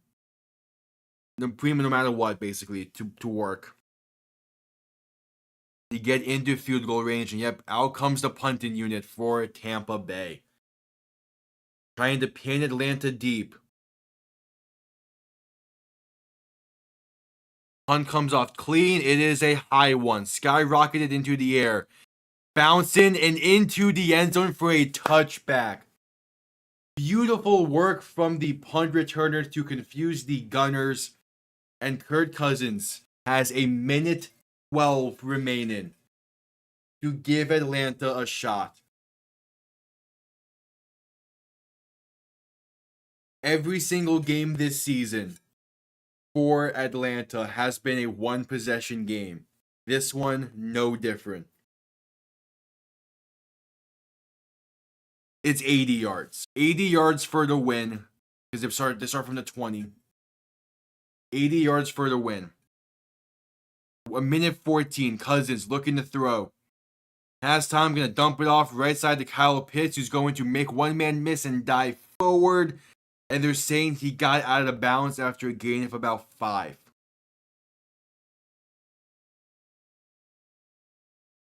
This is it. This is the final drive of the game. Unless it goes to overtime. Cousins, shotgun, back to his right. 3 receivers to the left, looking to throw. 2nd and 5. Plenty of time. Pass wide open over the middle. Darnell Mooney. Going to be marked down at the 42 with clock ticking. 50 seconds. Cousins, shotgun, back to his right. 3 receivers to the left. Dropping back, looking to throw. Has time. Pass wide open left side. Ray McLeod. And fumbles it. But out of bounds. 35 seconds. Cousins with the ball. And plus territory at about the plus 45-ish. Ray McLeod, big time gain there, but nearly cost it with the fumble. Ball on the 49, and they're going to spike it with 20 seconds left. 3rd and 1 coming up due to the fumble. 20 seconds. You need Run to 49. You need like 14-ish yards.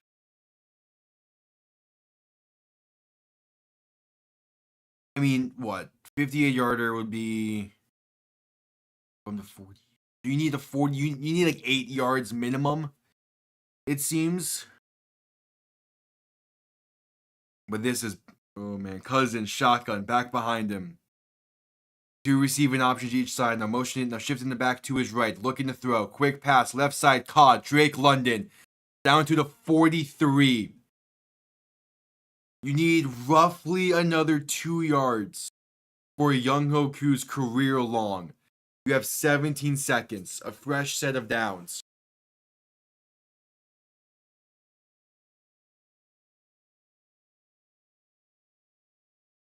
From here, from the 43, it's roughly a 60-yarder, which I feel like he could make, but you want to get closer, obviously. So Cousins, shotgun, back behind him. 2 receivers each side.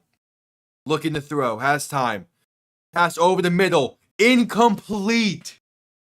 Dropped by Ray McLeod. A Tampa defender got a hand in there. 12 seconds. They must feel confident that he can hit from 60. Pass was a little bit behind him. They must feel confident that he can hit from 60. They must. As there's a Tampa player now being checked on by the medical staff.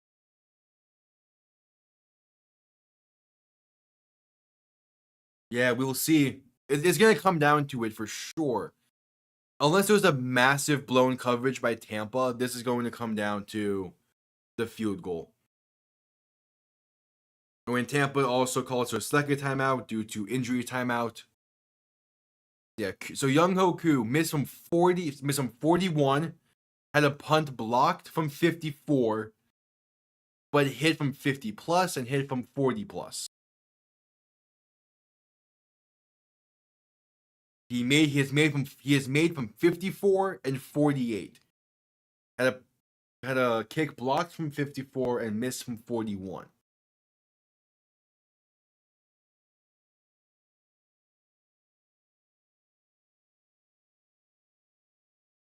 Oh man! Again, you want to get inside the 40.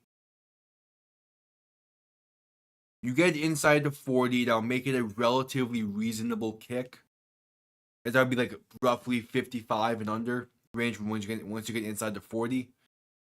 Cousins looking to throw in 2nd and 10. Quick pass over the middle, caught by Drake London. Inside the 30, ball on the 32. Hurry up and spike it. 4 seconds. 3, 2. They get the spike off with 1 second. Ball on the 28. 1 second on the clock. This is for overtime.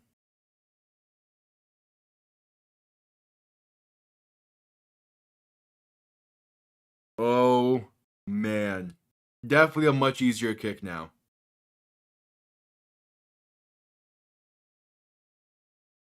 From 46 to send the game to overtime. There's 3 seconds on the play clock. The play clock just expired. Is this delay of game? Please. If Atlanta loses because of this, there's a flag. Delay of game on Atlanta. Okay, no 10. I thought there was going to be a 10-second runoff. Oh my. If there would have been a 10-second runoff and they lose because of delay of game, that would have been heartbreaking. So now, a 53-yard attempt to send the game to overtime. 52 yards from the left hash. And Tampa is calling their final timeout to try and ice him. Game on the line. Overtime on the line. And he's missed 2 today already. So we'll see. He has missed 2 already.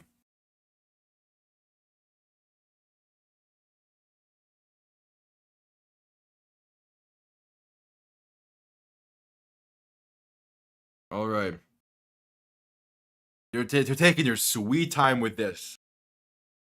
They're taking their sweet ass time with this. Jeez.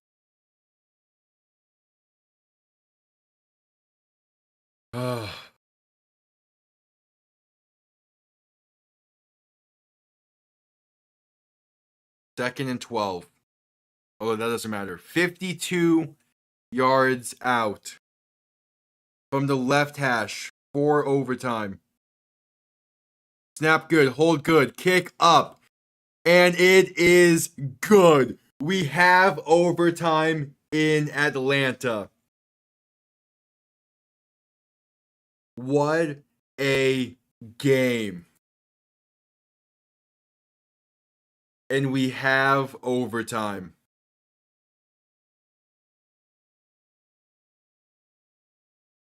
Man, oh man.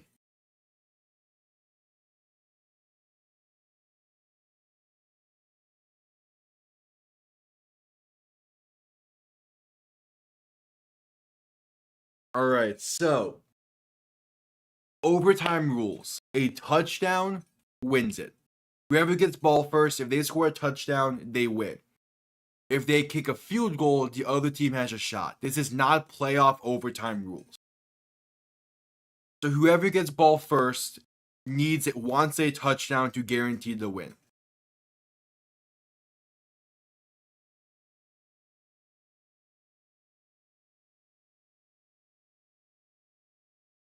It was one 10-minute period.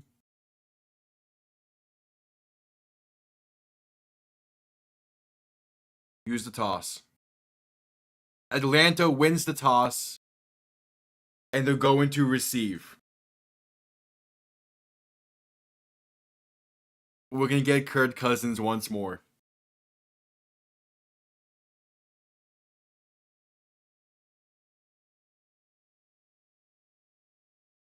And that brings us to a commercial break. As we have overtime. Oh, man, oh, man.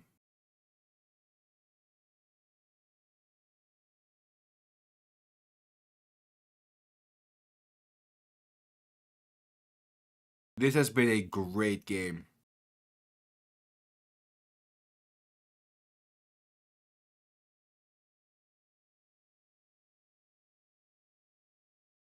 So there is a shot. There is now an extra bit of hope for Chris Godwin to get 3 more yards.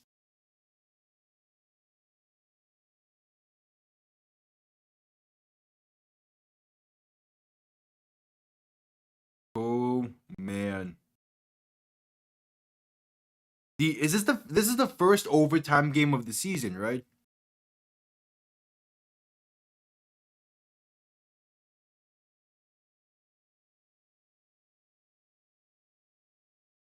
But here we go. Atlanta to get the ball first. A touchdown drive wins it. Maybe the second? I'm trying to think who the first one would have been. I know we had an overtime game in the preseason.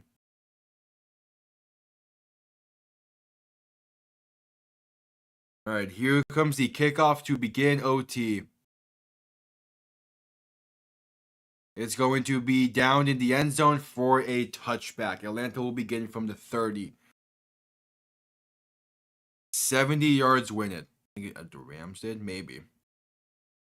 I can check real quick.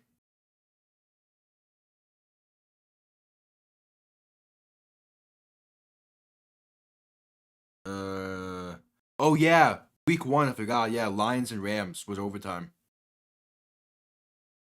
Forgot about that. I knew that game was fantastic. I just forgot about that was overtime. All right, Cousins, shotgun, back behind him. 3 receivers to the left. Going to hand this off right side, Tyler Algier, and he's going to fight for about a yard on the play. Yeah, I don't fully know how I forgot. Oh yeah, because I wasn't able to stream like the 4th quarter of that game because of internet issues.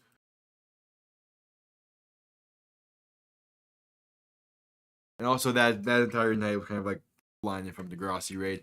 Cousins looking to throw in 2nd and 9. Pass right side going to be caught. A gain of about 6-ish. A 3rd down coming up. 9.5 to play in this overtime period. Or in overtime.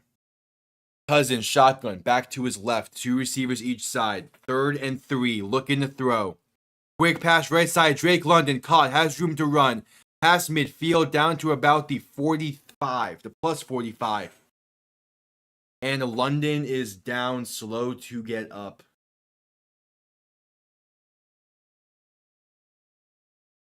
Oh boy, oh boy, oh boy. I had a few things I wanted to get done immediately after this game, just before going to bed. That ain't gonna happen anymore.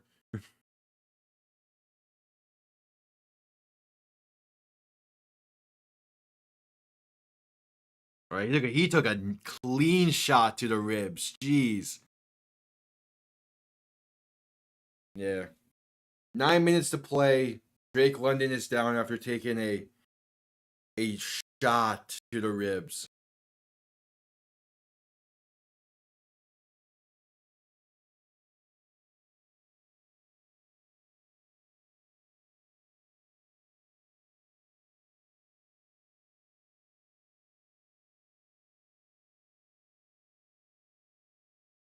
And there he goes, walking off the field on his own accord.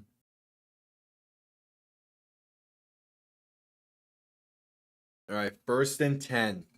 9:02 to play. Ball on the plus 45. 45 yards ends this game.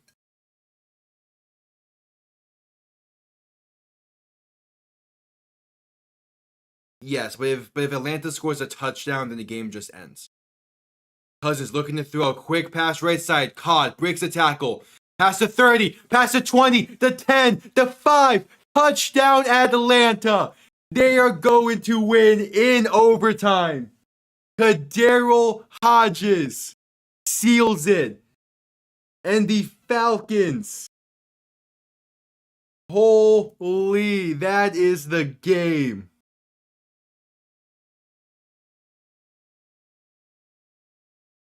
Man, oh man, what a finish. And they're swarming him in the end zone. Wow, what a game this was. I'm not even upset about getting the predictions wrong. This was a fantastic game. What a way to start week 5. Nothing is going to live up to this. This was a phenomenal game. Like a shootout I did not expect coming. Overtime. Blocked kicks. Man, oh man, what a game. And the Falcons. The Falcons have arrived. This was a statement win for them. They have arrived in the NFC South. They were looking fantastic today. Man, oh man, on the night that Matt Ryan gets inducted to the Ring of Honor, they have a come from behind win in overtime. Oh, what a finish. Thank you all for tuning in. This was fantastic. Man, what a game. Yeah, thank you all for tuning in. If you enjoyed, leave a like, subscribe if you're new. Really appreciate it. Stick around for Sunday, where I'll be doing both the Dolphin-Patriots game and Sunday Night Football between the Cowboys and Steelers. And then Monday night, we'll be doing that game as well. But yeah, thank you all for tuning in. See you all next time. Have yourselves a damn good one. Peace.